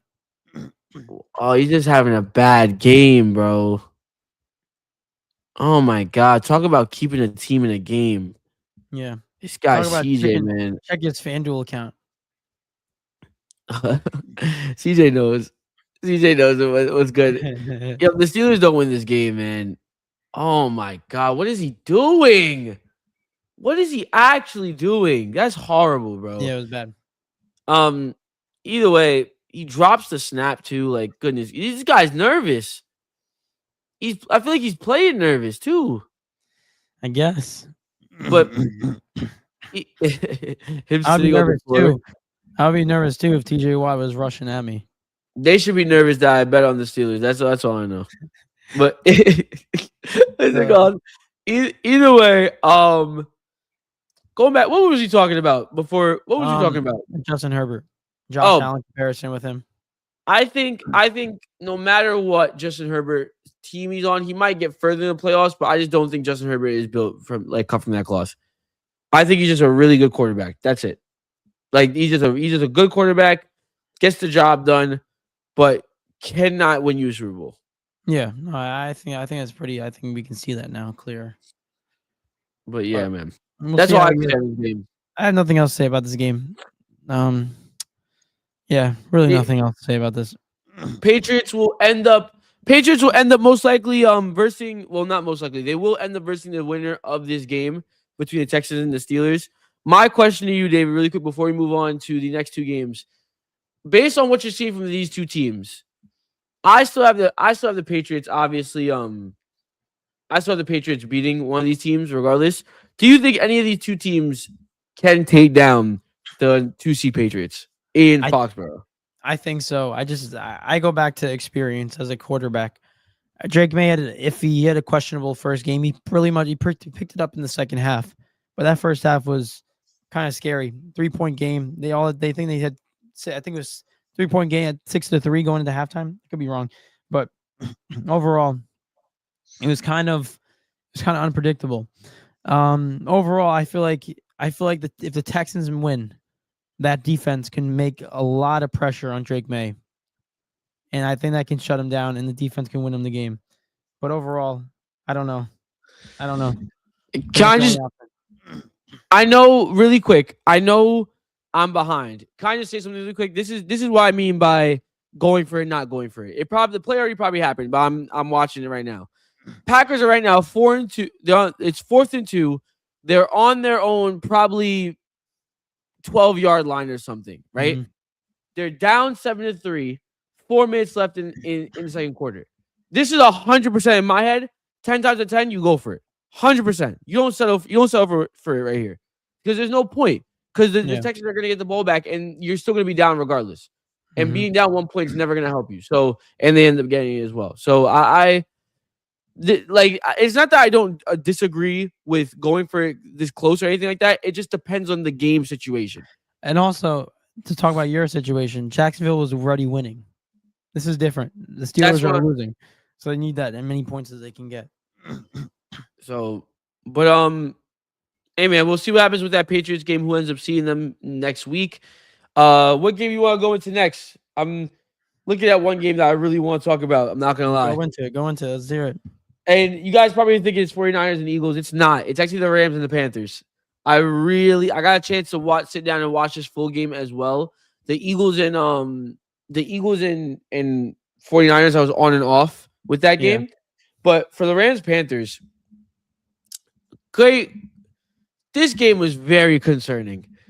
I'm giving the benefit of the doubt to the Rams because this was one of the teams that they struggled against in the regular season. And I'm just gonna say that this is not gonna happen next round when they go to see the Bears. As a matter of fact, if anything, they're actually gonna pull out. They're gonna jump in front of them. They're gonna get an early lead against the Bears, and the Bears are gonna try to come back, but they're not gonna be able to against the Rams. The way that they versed against the Panthers. But Mhm. looking at this game, shout out to Carolina for freaking coming out in their home stadium when everyone had them. They had what was it on the Minus betting 10 and a half. thing? It was minus 10 and a half. Minus 10 and a half. They were expected to get blown out in their own freaking house. And they said, forget all of that. We're going to make this a real game. So much so that there was a point in this game where you really thought, oh my gosh, Carolina might just beat the Los Angeles Rams. That's how crazy it was. Now, I just want to give them their props. I didn't even look at the stats of this game, to be honest with you. Matthew Stafford, 3 touchdowns, 3 passing touchdowns, 1 interception, 304 yards passing. Great game for him. You look over at Bryce, he had 1 touchdown, 1 interception, 1 rushing touchdown, 264 passing yards, 290, I would say, around just total yards. Great games all around. Guys that I just want to highlight really quick on a guy I just want to highlight really quick on the Panthers. Jalen Coker. What the hell? Like what? Did anybody in their right mind had Jalen Coker for 134 passing yards and a touchdown? This guy was ripping the Rams apart. Ripping them to shreds, bro. Insane. All they kept saying during the game is, he came in. I don't know if it was halfway through the season or the beginning of the season, but basically stole the starting position from Xavier Legette, however you say his name. And I mean, my goodness, between him and McMillan, I mean the rookie as well. I know they have a very young team, but this was awesome. If I'm a Panthers fan, I'm happy. I'm so happy with this performance. I'm gutted that we lost. But at the end of the day, I'm so happy with this performance because this is hope coming into next year because you wasn't even supposed to win the division this year. And you won the division with the below 500 record. Next year, the goal should just have above a 500, to be honest with you. And let's see if you make the playoffs again. Let's see if you win the division again. Because you're ahead of schedule. You're so far ahead of schedule at this point. So shout out to them. But if there's one criticism, there's one guy I also want to talk about, and there's also one criticism I have for the Panthers. And then I'm going to throw it over to David. Another guy I want to talk about, I mean, stuck out like a sore thumb in the beginning of the game. Puka Nacua is disgusting. Puka Nacua, for me, maybe JSM will change my mind when they see the 49ers in Seattle, but Puka Nacua is the best offensive player that's not a quarterback in this league. I've seen enough. This guy, I witnessed this guy come out in the first quarter, not the first half, the first quarter, and within 6 receptions, have plus 50 yards and 2 touchdowns. Like, what? It just comes out straight out, 14 zip, and what? Do something about it. Just was killing the Panthers. Could not contain them. Now, granted, yes, I understand it's the Panthers, but my goodness, bro. My goodness. And now I want to talk to the Panthers really quick as just watching the game. I don't know what the defensive game plan was coming into the game, but I tell you right now, in my opinion, I think that's why the Panthers lost. Watching that game back, watching Puka Nacua be open play after play after play and be able to rack up so many, like run after catch. Run after catch. Thank you. Run after catch. Yards after catch. That's what I was looking for. Yards after catch. I was saying run after catch. Rack up so many yards after catch as well. I have to sit there and think, guys, did we miss the memo? Did we forget that Puka Nacua is the best wide receiver in the league this year? How is he not doubled? Let someone else kill us in the beginning, please. Like, there's no way Puka's able to not only do that, but also get 2 touchdowns out of it. I look back at this game. They forced a turnover of Matt Stafford. These are important moments within the game. Dude, 14 points left on the board unanswered at a certain point in this game. Granted, they came back and they scored and they made it a fun game to watch at the end of it. But it's moments like that. Yes, I look at it like, yes, you're inexperienced. Yes, you're trying to figure it out as a whole. But I feel like that's very easy to catch. Dude, again, You look at the scouting report, you look at the film, you know who the ball is coming to. It's easier said than done. Don't get me wrong, but there's got to be a game plan to slow him down somewhat for him to. And they did that in the second quarter and in the second half, or in the third quarter specifically. Fourth quarter, he started to come back a little bit more. But for him to come out in the beginning of the game and be able to do that to you, in my opinion, that's unacceptable. But overall, not anything to be like, oh, someone should be fired or anything like that. It's nothing crazy because you guys wasn't supposed to win in the first place. But overall, what a game to watch. Honestly, probably my favorite game to watch out of all the games. I enjoyed that game the most. Yeah, it was a fun game. And I just want to say real quick to the Panthers fans, talk about exceeding expectations, because that's what that team did. And shout out to them. Shout out to Bryce Young. There's nothing better that I like to see when a player who doesn't have a good first season just comes back and starts playing like he wants to be the franchise guy. But this is his third year, so he's been in the league for a couple of years already. But he didn't really have a good start to the first couple of years. Last year, he started at the end of the season, started picking it up. This year, he's been playing really good. Got to give him a lot of credit. And I love seeing Bryce Young in this position, leading his team to a near victory at home in the playoffs against this team in his first playoff game as well. So we got to give him props. He played a fantastic game, 2 touchdowns, over 200 plus yards, almost close to 300 total yards for him. So he played phenomenal. I know he had an interception, but he's still young. It was his first game. Mm-hmm. Carolina Panthers deserve all the respect. Yo, that wide receiver, Coker, bro, on another level. Where did he come from? He's been playing like that for the end of the season, but hasn't really had that consistent games like that until this game. Also, I just want to give a quick little shout out. Panthers fans, Panthers team, nothing to hang your hat on. This is a successful season. This is a great season. And way to make it competitive and go out strong. Because that team proved, if next year, that I'm keeping everyone. Like, this team is capable of almost beating the Rams. Like, we are capable of winning these games. So they develop into another year. They go into next year. I expect Bryce Young to have probably his best season of his career next year. And this Panthers team to win their division again if everything stays the same with that Falcons. I expect the NFC South to be a hell of a lot more competitive after this year. Yeah. I believe that's so true. It was competitive in the wrong way this year. It was competitive in the worst way possible. Yeah, but I think if you look at that team with the Falcons getting a new head coach, they still have a talented offensive team. They're going to be fighting for. I expect the winners of the division to have a winning record this season. Yeah, that's a plus. But shout out the Panthers. I'm so there's a lot of teams that I like underdogs looking at. There's a team that I was really proud to watch and be like, wow, they put up a fight. But the Rams, I told Eric, I texted him this when the Panthers were up with like 3 minutes left. Once Matthew Stafford scored that touchdown, I had so much confidence in him in that drive. He looked like he was in control of everything. Puka was wide open. J.C. Horn is one of the better cornerbacks in this league. Definitely top 10. Puka is the best wide receiver, if not one or two of the best wide receivers in the NFL. He tore him up. He made J.C. Horn look like not the same all-pro player that he is. So shout out to Puka. I think at the end of the day, experience won this game, and it showed in that last drive with the Rams. Experience won the game. There was at one point where, Matt Stafford threw a crazy ball, and I don't know who it was, but that defender dropped it. If he picks that ball off, the Panthers, we're talking about literally, if he picks that ball off, crazy enough to say, the Panthers are versing the Bears. Crazy. Like, dude, head high, man. That sucks. That's why it's bittersweet, because yes, you could sit there and say experience won, and yes, you could sit there and say, yeah, well, we wasn't supposed to be here. We wasn't supposed to win. You could say all these things.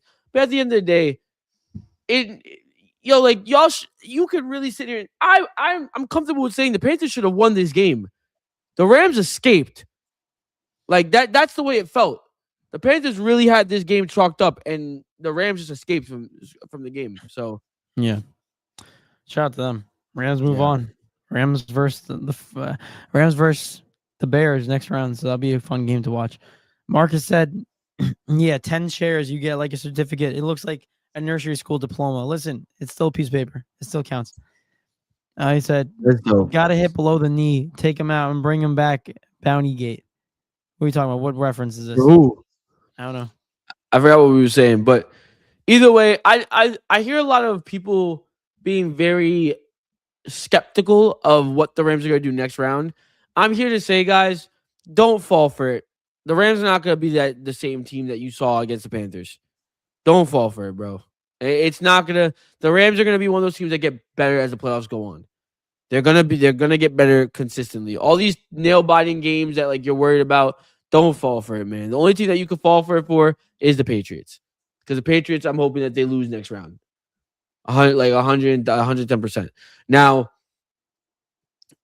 going into the last game of the that happened in the wild card, this weekend, 49ers versus Eagles. 49ers win 23-19. I'm gonna throw David. Did you get to watch this game? Not really. I wish I did. I just only saw the the last half of the game. I gotta say, man, I watched some of it. Like I said, I didn't get to watch all of it, but I gotta say, 49ers won this game, but it feels like the Eagles lost, if that makes sense. And that sounds stupid at first, actually, when you say it out loud, but it feels as if the Eagles lost this game more than the 49ers taking it from them, right? The 49ers had so many injuries coming into this game on their defensive end, on the defensive side of things. So many crucial people that are part of this team that have not been there. And then on top of it, they lose George Kittle in the middle of the game. And somehow, some way, they held the Eagles to 19 points. Brock, not only that, injuries and all, Brock Purdy threw 2 interceptions, and the Eagles still could not find a way to win this game. I'm sorry. I know I'm not gonna blame it on AJ Brown. I'm just talking about what's fresh in my head. Oh my God. This Steelers defense is real, bro. Yeah. This Steelers defense will not allow anything. But either way, I'm not gonna blame it on AJ Brown because a lot of things happen in this game. But fresh in my head is those 2 drops back to back, bro. Like bricks for hands, bro. That's just what it looks like. Looked like he couldn't catch a ball to save his life.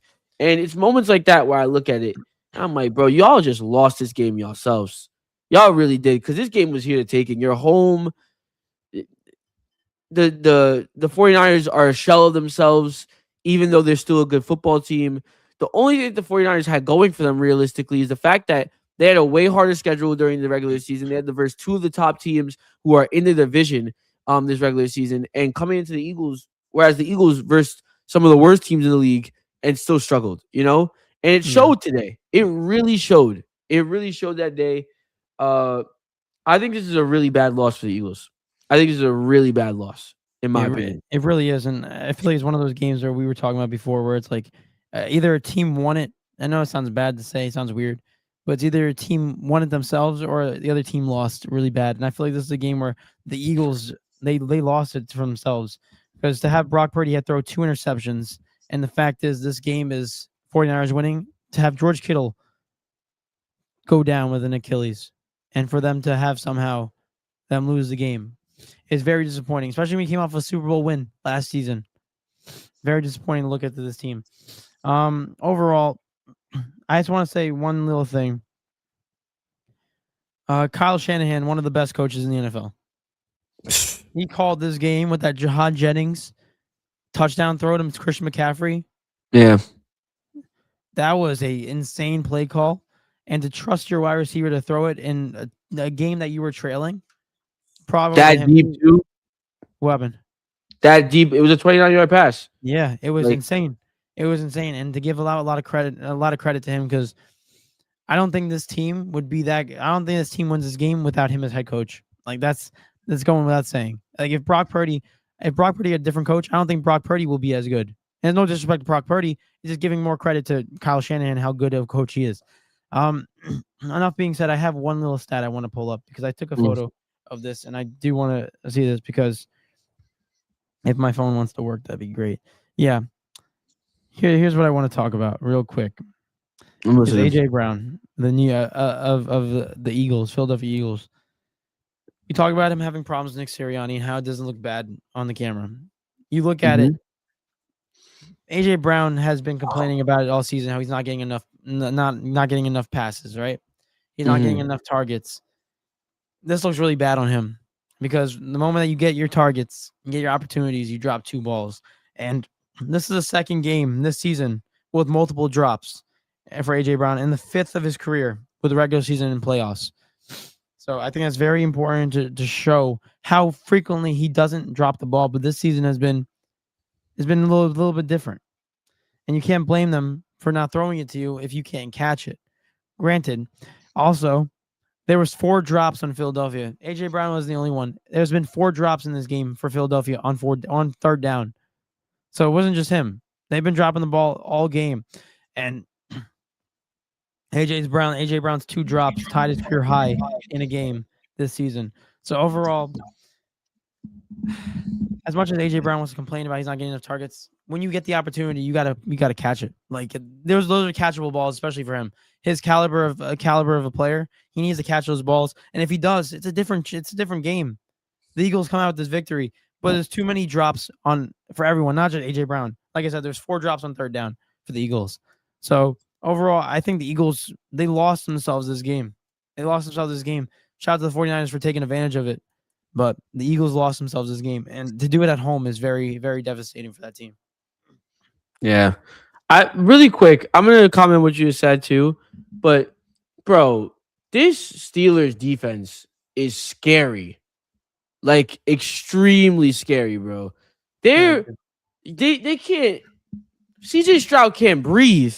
And on top of that, even when he gets a pass off, bro, these guys are on it. Like they're on every single ball. These guys are sharp. They are ready to go tonight. This is crazy. I have to give credit because they wasn't playing like this against the Ravens. They're really bringing it to the Texans tonight. Playoff ball. Either way, man, why does CJ Stroud have 4 fumbles? Dude. In the first half, 4 fumbles and he lost 2. That's crazy. CJ Stroud's trying to lose, and they're still winning. You know, and honestly, I'm hoping for it because I put money on it. So like, yeah, man, keep it going, CJ. Keep it freaking going, man. Damn. But what a punt! What a freaking punt! I've had a new appreciation for punters recently. Yeah. I love a good punt. A nice punt that like lands like right behind like the 10-yard line. That's so difficult, bro. Sorry, I just wanted to say that. Listen, every kicker deserves some love. But I just want to highlight on this. I know this is kind of like Eagle slander, but I really do want to highlight how bad this is. Like this, I understand the 49ers are good, but dude, you came off a Super Bowl year where you basically beat the Chiefs in the Super Bowl 40 to freaking, what was it? It felt like it was 40-0. It was killing them at one point. I don't know. To come off that year and just get worse with the same team, dude, it's bad. It's a real step back. And granted, I had the 49ers winning this game still, but I had a lot of people telling me like the Eagles should have won this game. And I respected it. I just thought the 49ers were going to win regardless. Like they proved to me, if you watch the season, you see it. And anyone that thought the Eagles were going to win was just basing it off of names and we were the Super Bowl defending champs. We have to win. But reality shows that this team has played like this all year and has skated by in certain games. So, their offense has been so inconsistent all season. The Eagles has been bad. You was never going to be able to sustain this type of play against a good team. And the 49ers, even depleted, still found a way to beat you guys. It was bad, man. But yeah, it was. But real quick in these comments, I saw one from Marcus. It's funny. And Jay said, and now my pillow and a blanket was tossed downstairs. I feel like the Jets in Deflategate. I said Fartgate 2026. Listen. Oh man, Jay. Listen. I'm fighting that. Jay, I'm fighting that. You gotta fight that. Jay, you just gotta walk back upstairs and be like, yo, it was him, bro. Trust. Yeah. You gotta fight that. But it sucks. Marcus says, serious question. As members of the sports media, your thoughts on Lynn Jones catching flack for the media for her uplifting message to Liam Cohen after the Jags loss. Yeah, I Sure. saw that. She Yeah. got flack. Yeah, a lot of people were bashing it. I don't know why. I didn't really get into full details, but just to answer that real quick, for her to catch flack for giving a positive message really concerns me for what we are right now in our lives. What The fact the heck? Like, you give a head coach for a team that had a great season that no one really expected them to have, and you catch flack for giving him positive reinforcement. I don't understand. It's so stupid. It really is. And it honestly is more concerning for the sports media in our industry because it's concerning, but I understand it because if you look at every headline in the sports, it's always negative. Like majority of the time, it's always bashing somebody, saying that this person isn't good enough. And the moment that we get an uplifting response, everyone starts hating on it. I just think they're mad that they didn't come up with it first. I give her all the praise. She deserved that. I would give the same amount of praise to the Jacksonville Jaguars. And guess what? Their head coach, Liam Cohen, he appreciated that. He appreciated that message. So these people are stupid that if they're making fun of her for this message. It's so stupid. I'm sorry. I'm sorry. I'm laughing. It's just like that's just so funny. What if anyone heard that message, everyone actually had to hear that message. She was so uplifting. Like it was the most positive thing that you heard, and everything she said, I agreed with. Like she was uplifting. Because these people talk to the same media people every single game. They're always there, the same people. So like for her she spent the whole season with him. So for her to sit there and be like, "Yeah, you did a fantastic job."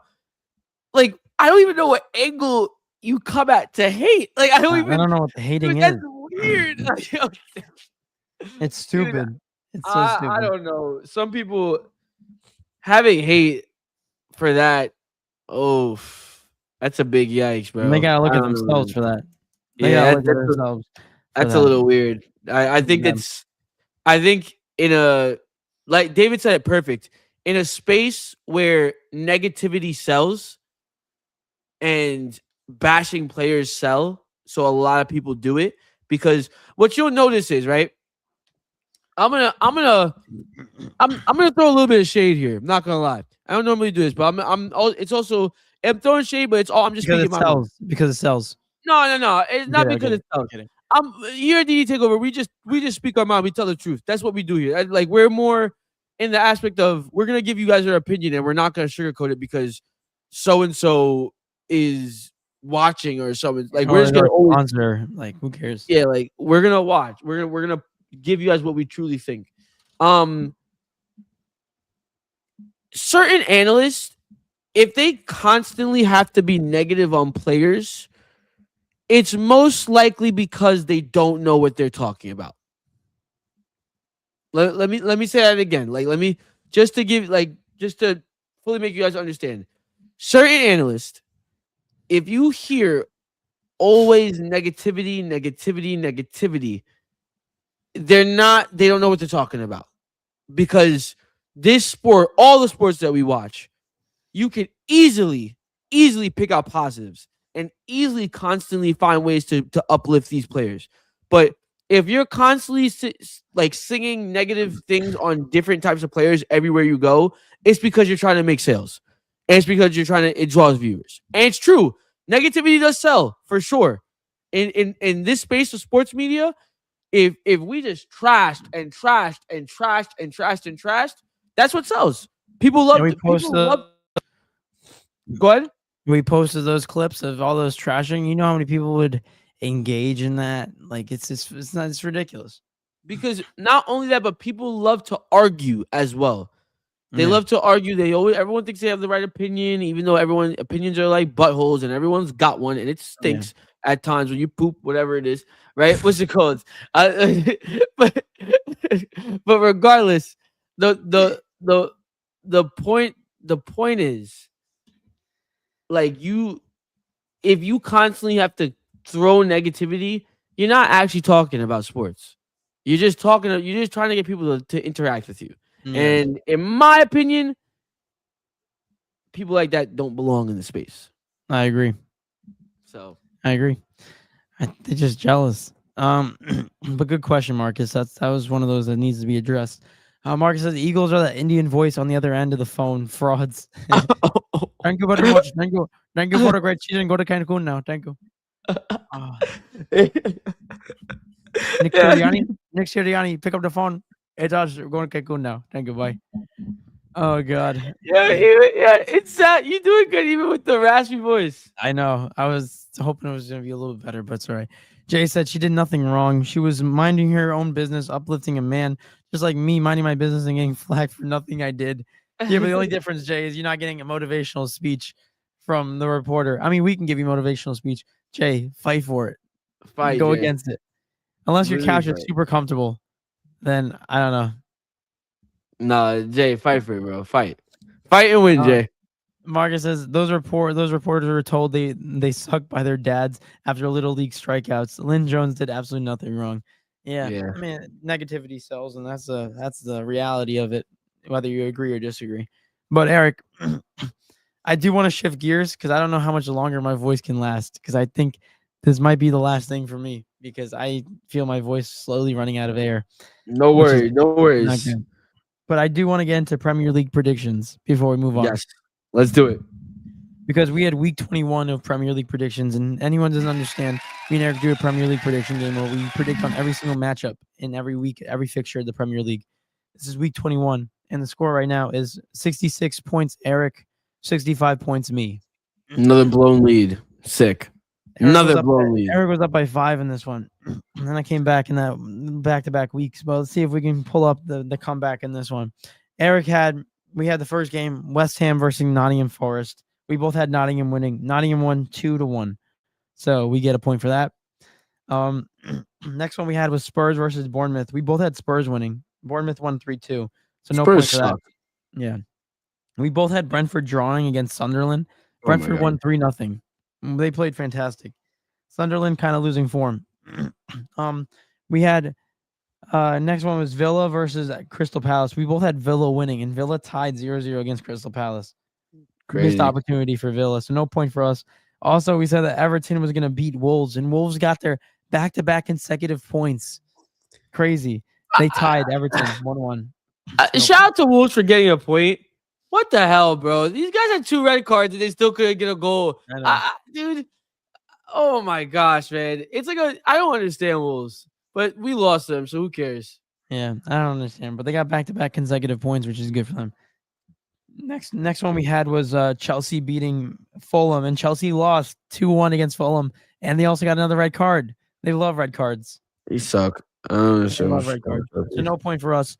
Also, we said that Man City was going to beat Brighton. Man City tied Brighton 1-1 at home. Embarrassing way to lose points. So no point for us. We also said that Manchester United was going to beat Burnley, and Manchester United lost. They tied Burnley 2-2. So no point for us. Crazy. Also, we was off this week. Yeah, really bad. In this one, we had Newcastle versus Leeds. Eric had Leeds drawing. I had Newcastle winning. Oh, Newcastle scored a 90th first penalty. No, 90th 12th minute. 90th the 102nd minute. They scored a game-winning goal. Give me a break, bro. Newcastle. Give me a flipping break. Eric doesn't. Crazy. And then last one was we both had game of the week. Arsenal beating Liverpool, and they tied 0-0. So no point. What a load of bullshit. Eric, we finished off the week. The comeback is here. The comeback is real. Oh my God. You finish off with 67 points. And I finish off with 67 points. No. We're tied, baby. We're tied. Lead. My lead. We're making our predictions next week. I mean, Wednesday, right? They're not playing. Yeah.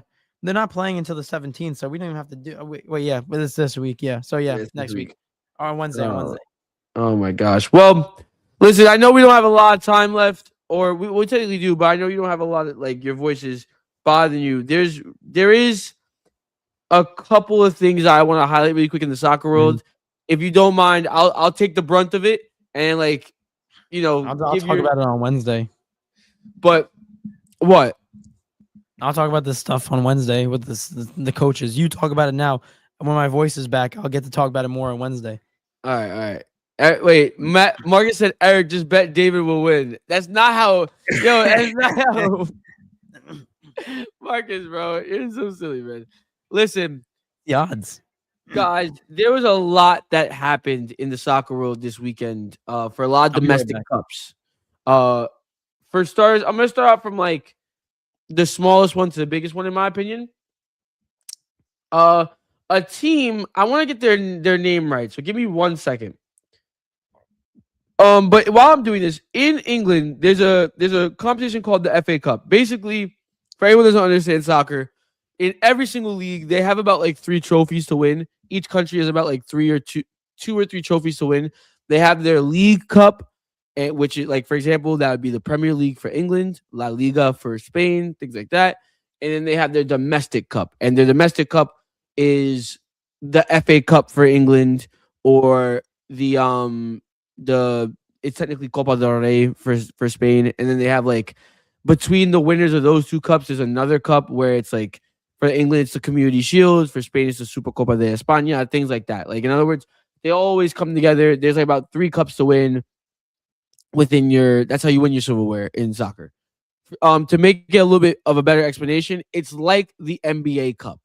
So in other words, you have the NBA championship, but you have the NBA Cup within the regular season. So it's still a prestigious cup to win, but that's actually where the NBA Cup's idea came from. It came from European footy. But regardless, the FA Cup was going on, and we had a team. I'm not going to go into United yet because that is on the docket for sure.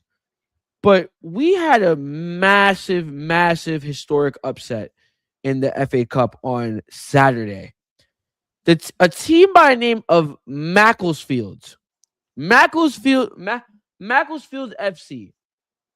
Love it. A team that plays, I believe, 6 divisions lower than Crystal Palace. Not even the division that they play in. I don't even know if it's considered professional, to be honest. It might be considered semi-pro. Found a way to beat Crystal Palace, a Premier League side, 2-1 in the FA Cup. These are stories that you just love to see in footy. These are stories that you absolutely love to see, bro. Because especially coming from a perspective of a guy that, like, for example, for me, and I also David played as well, like a perspective of basically playing in lower leagues and hoping to play against a big team like that one day, and to be able to get the opportunity and beat them as well. Massive for Macclesfield. They drew, I believe, Brentford next round. I will definitely be tuned in to see if they can continue this Cinderella run, because a one win alone is massive for their club, to get eyes on their club. And then obviously it can help in so many different ways for them, as far as like financially, fan wise, like people will just know who that is now. They'll know that team.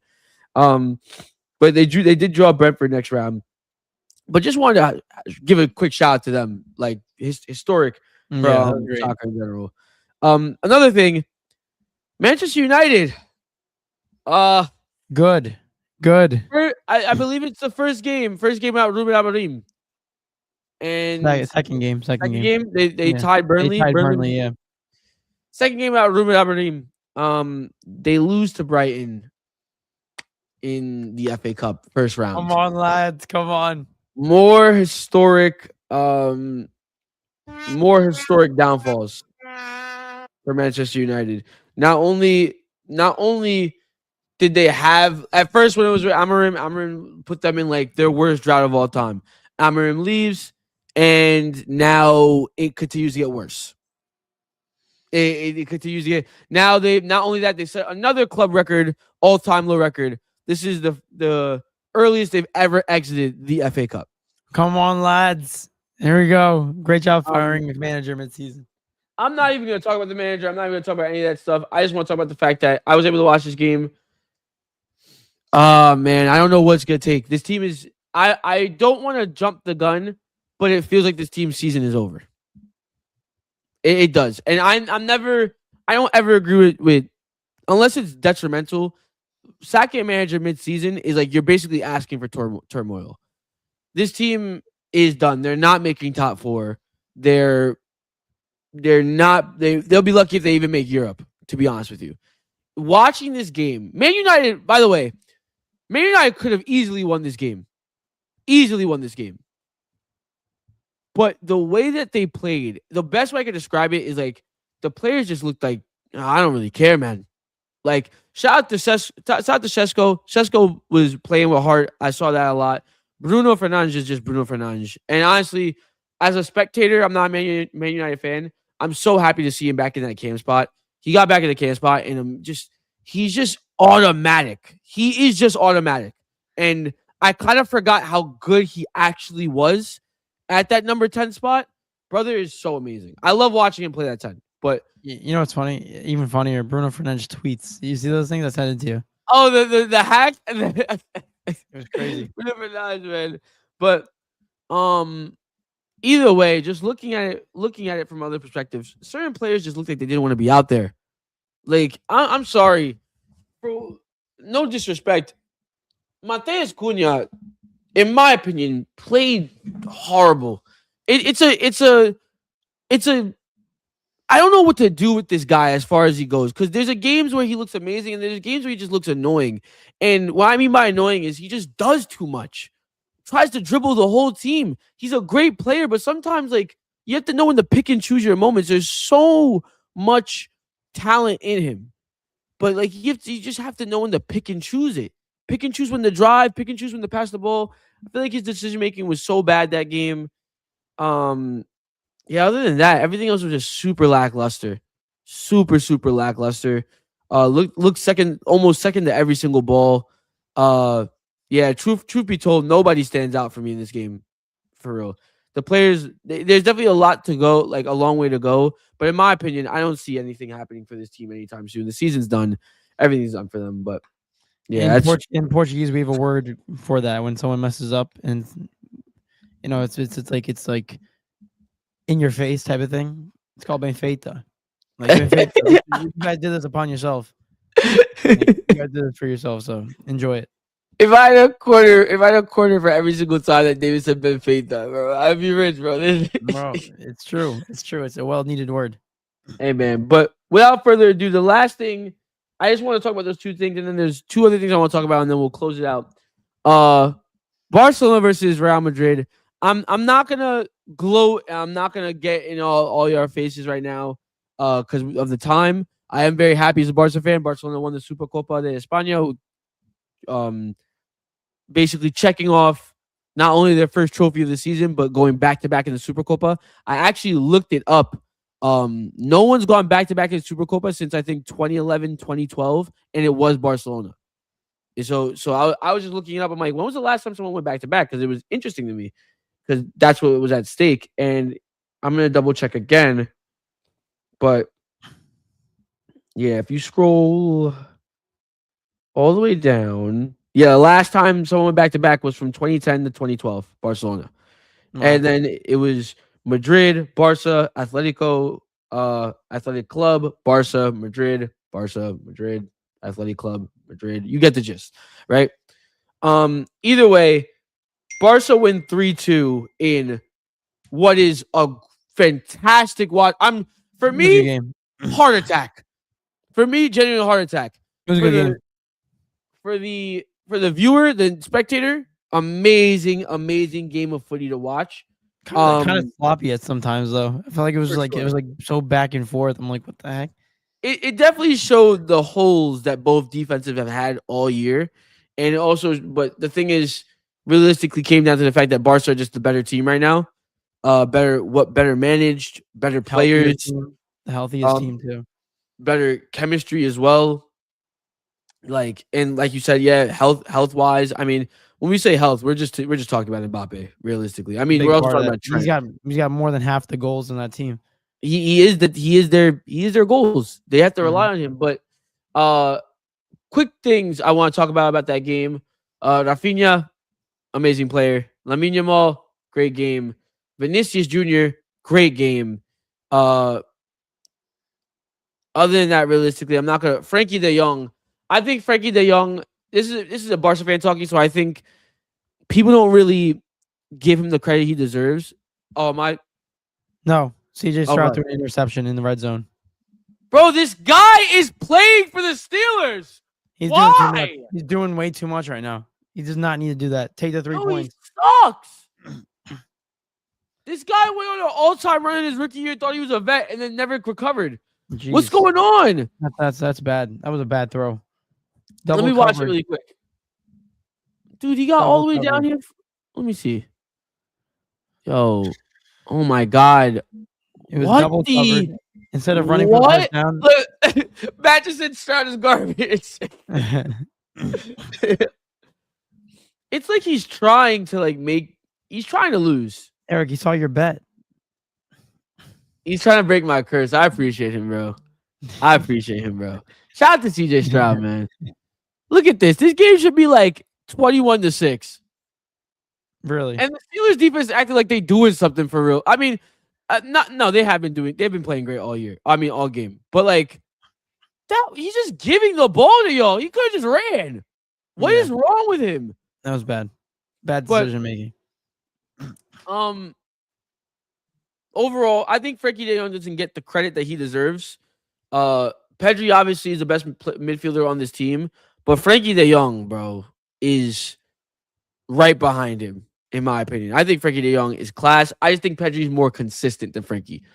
Like, as far as good games, Pedri is a little bit more consistent than Frankie, but Frankie holds it down, bro. It's hard. It is so hard to get the ball off of him. Yeah. So hard to get the ball off him. You combine those two, it's really just a nightmare in that midfield for other teams. Oh my God. Now I'm gonna have two group chats going back and forth.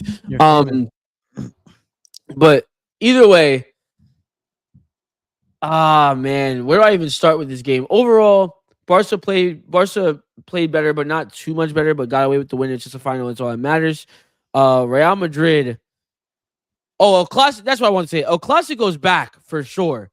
The way I saw Dean Hussein and Lamine Yamal arguing gave me vibes of when Ramos was going at Carlos Puyol and shoved him in the face. And mind you, these are international teammates. These guys have to play with each other come World Cup. So that's how you know El Clasico is definitely back. And I love that for all of us as spectators.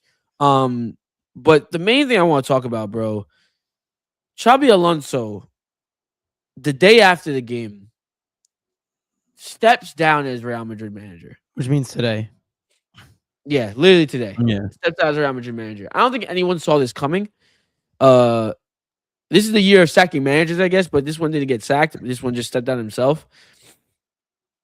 And granted, his in-game decisions were questionable. I think taking off Vinny Jr. was actually the worst decision that he could have made.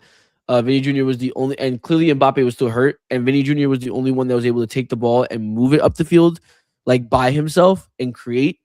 He was having a really great game, so for him to get subbed off was wild rather than Rodrigo. I was really shocked about that because Rodrigo, not that he played bad, but he was not as effective as Vinicius Jr.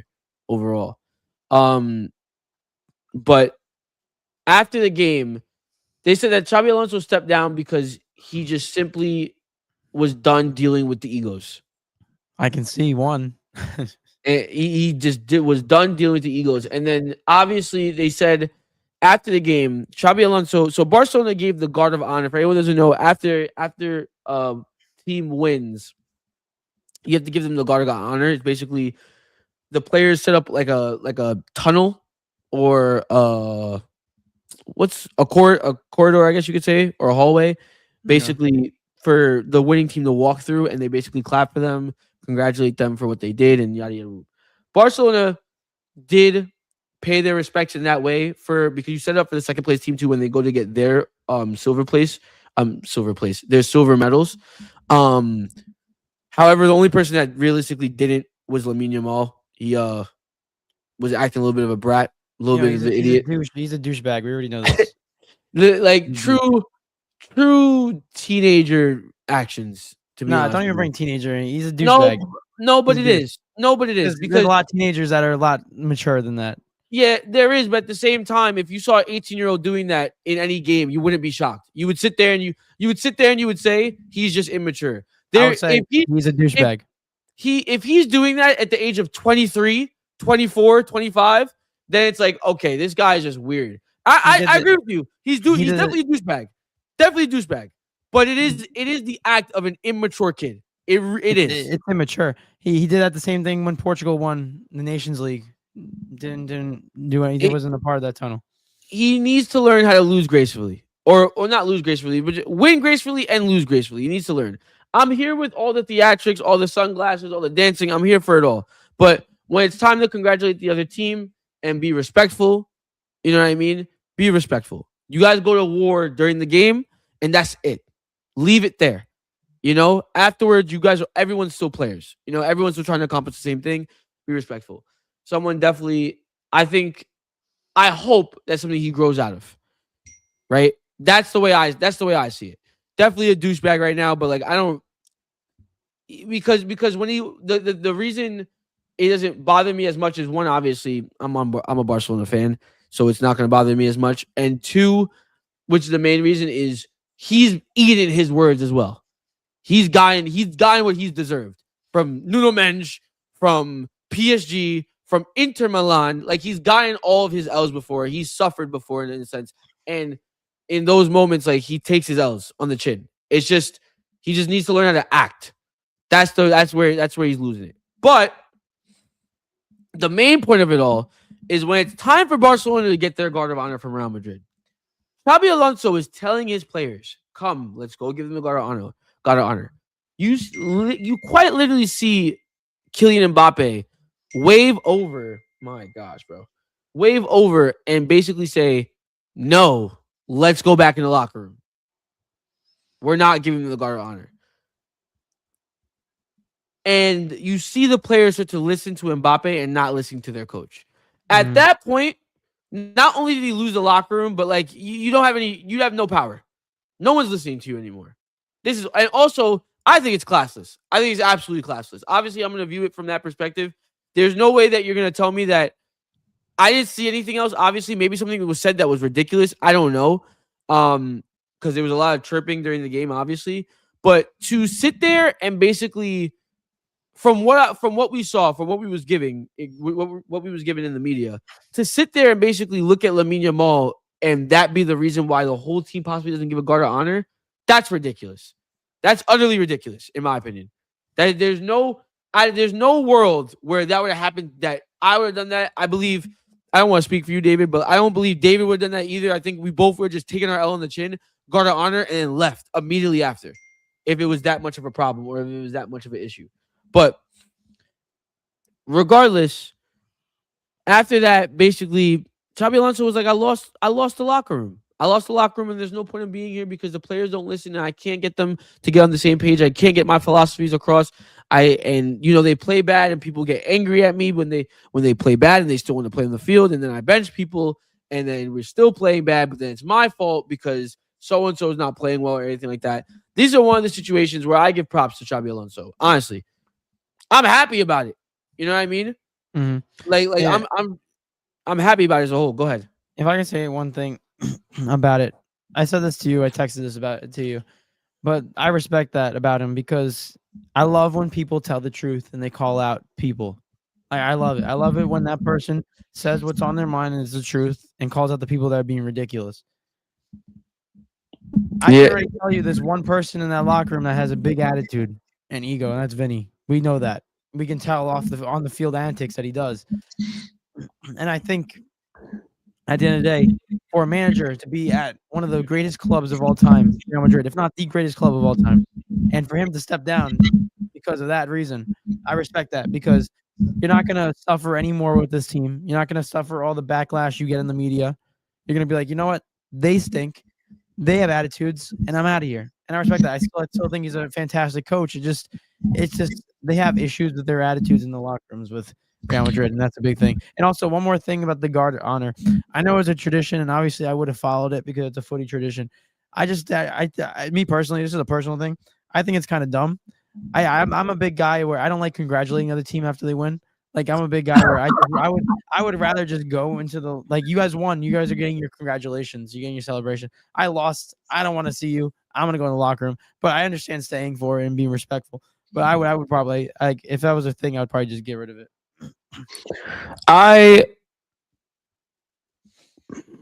Like after the game in soccer, we used to handshake everyone when we were 10, 11, 12. In my head, I was like, why are we handshake? Why are we giving high fives to the team we just versed? No, I like it because I think sportsmanship is underlooked Like sometimes as a like we take sportsmanship for granted. I think it's a very important aspect of the game because I think being able to understand that this is just a game is very important. Like that you take away aspects of sportsmanship and people like being good sports after a loss, you get to a point where things get extremely aggressive. You know what I mean? And like, granted, yes, that's what you want to see, but once the game is over, like giving a guard of honor to me is like you don't have to clap or anything. You could just let them walk. You know what I mean? But it's I like it. I like it though. I like it because it adds more to the game. Because now you know, like when you lose and like you have bragging rights. You know what I Yeah. mean? I think it's good. You never want to be on the other side of it, and it makes you want to play harder, if that makes sense. Like in that aspect as well. I like it because it's like you don't want to be the one getting clapped for getting second place. What? Like you don't want to do that. Like that, and you don't want to watch the other team celebrate and walk over there. You don't want to be the ones who you gotta be on the podium. But I like the tradition. I think it's nice. I think it's good. Is it kind of pointless when you think about it as a whole? Like, is it effective? You're probably right. You know what I mean? It's probably pointless as a whole. Mm. But at the end of the day, Xabi Alonso out. Freaking Arbeloa, former Real Madrid player, in. Go ahead. Go ahead. One more thing, and then I'll stop talking. Yeah. The one thing that makes it the most weirdest thing ever. I don't think you found this weird. You probably did. Mm. But literally, like 15, 30 minutes after Xabi Alonso said he was gone, Real Madrid already has a new manager. Okay. So what does that tell me? That tells me one of two things. That they're already looking for a manager. And for them to come to an agreement that quickly already tells me that they were either going to fire Xabi Alonso in the next coming days or that they were already looking for his replacement this quickly. It's kind of upsetting that you don't have that much faith in a head coach. I want to see. Where is this Xabi Alonso post? Hold on. Where's.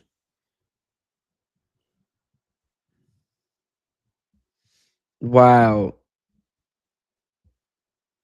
What the heck, bro?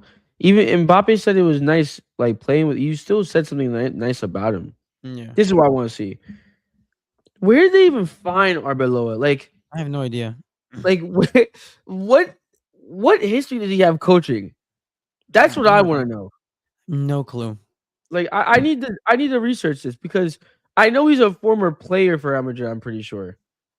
Alvaro Arbeloa, career. Yeah, he played for Real Madrid. But what coaching experience does this guy have? Yo, bro.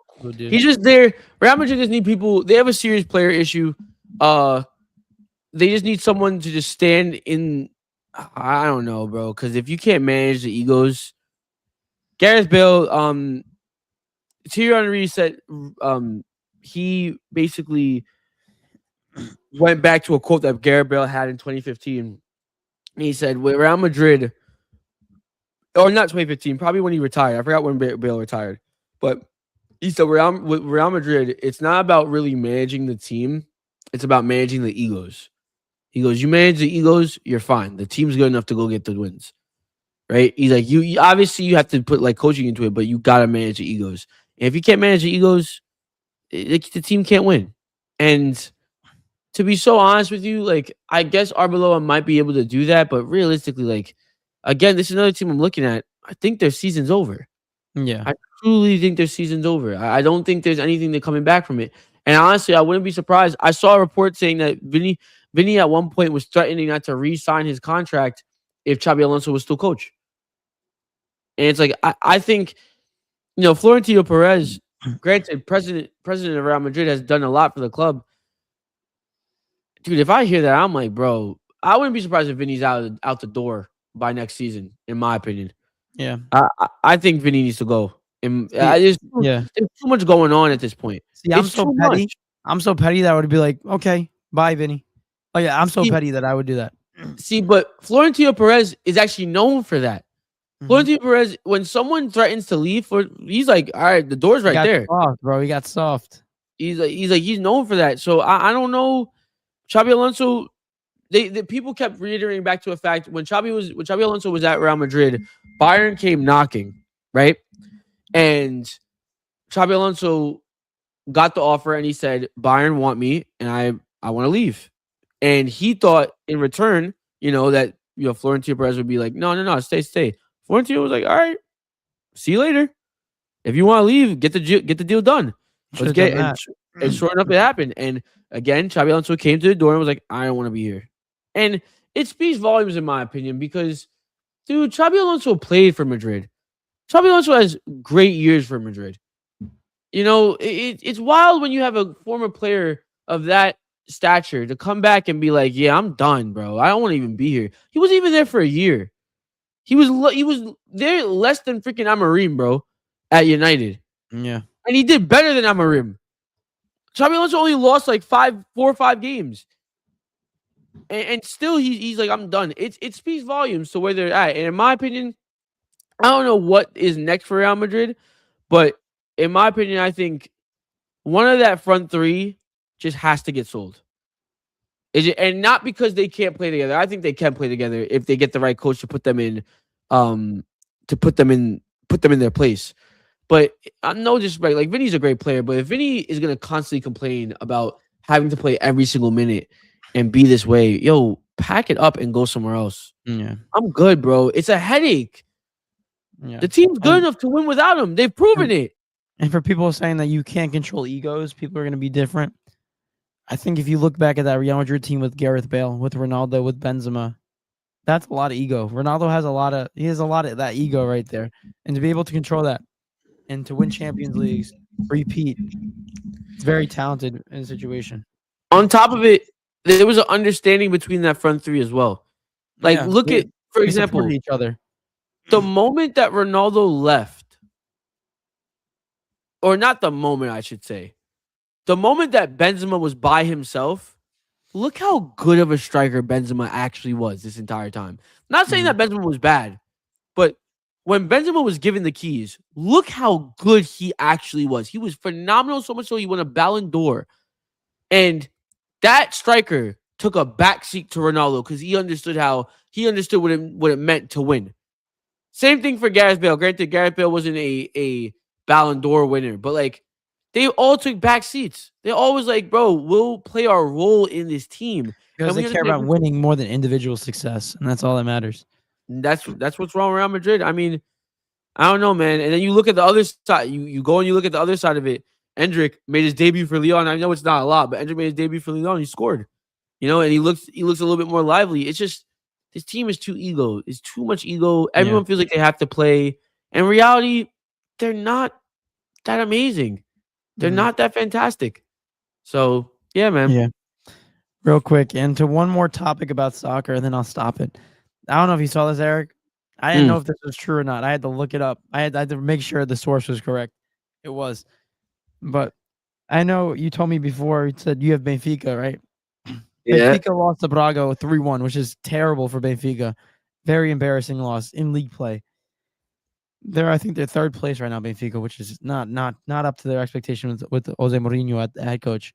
Yeah. Jose Mourinho was so embarrassed by it. He made his team sleep in the locker room. They slept in their locker room. I'm like, hold up, what source is this? Yo, it's a legit source. That can't be real, bro. What? Look, I just feel like I'm going home. There's no way you're making me sleep in the locker room. He said, I want you guys to have nightmares about this game. So you're sleeping here in the same stadium that you lost. Something like that.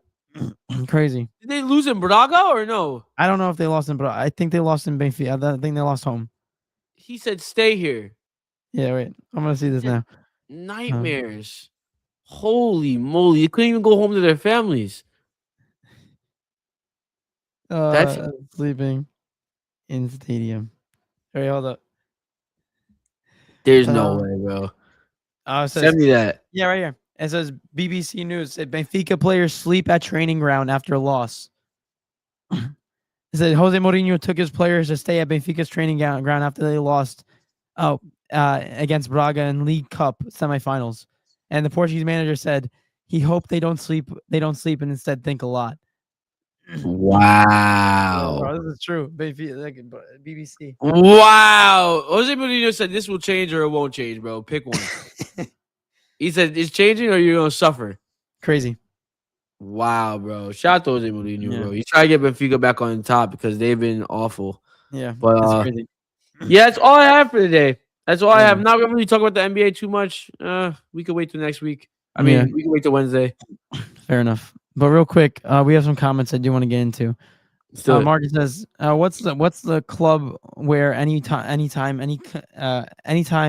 a team can compete, like rec teams can play Premier League teams?" what's the cup where anytime you said Sorry.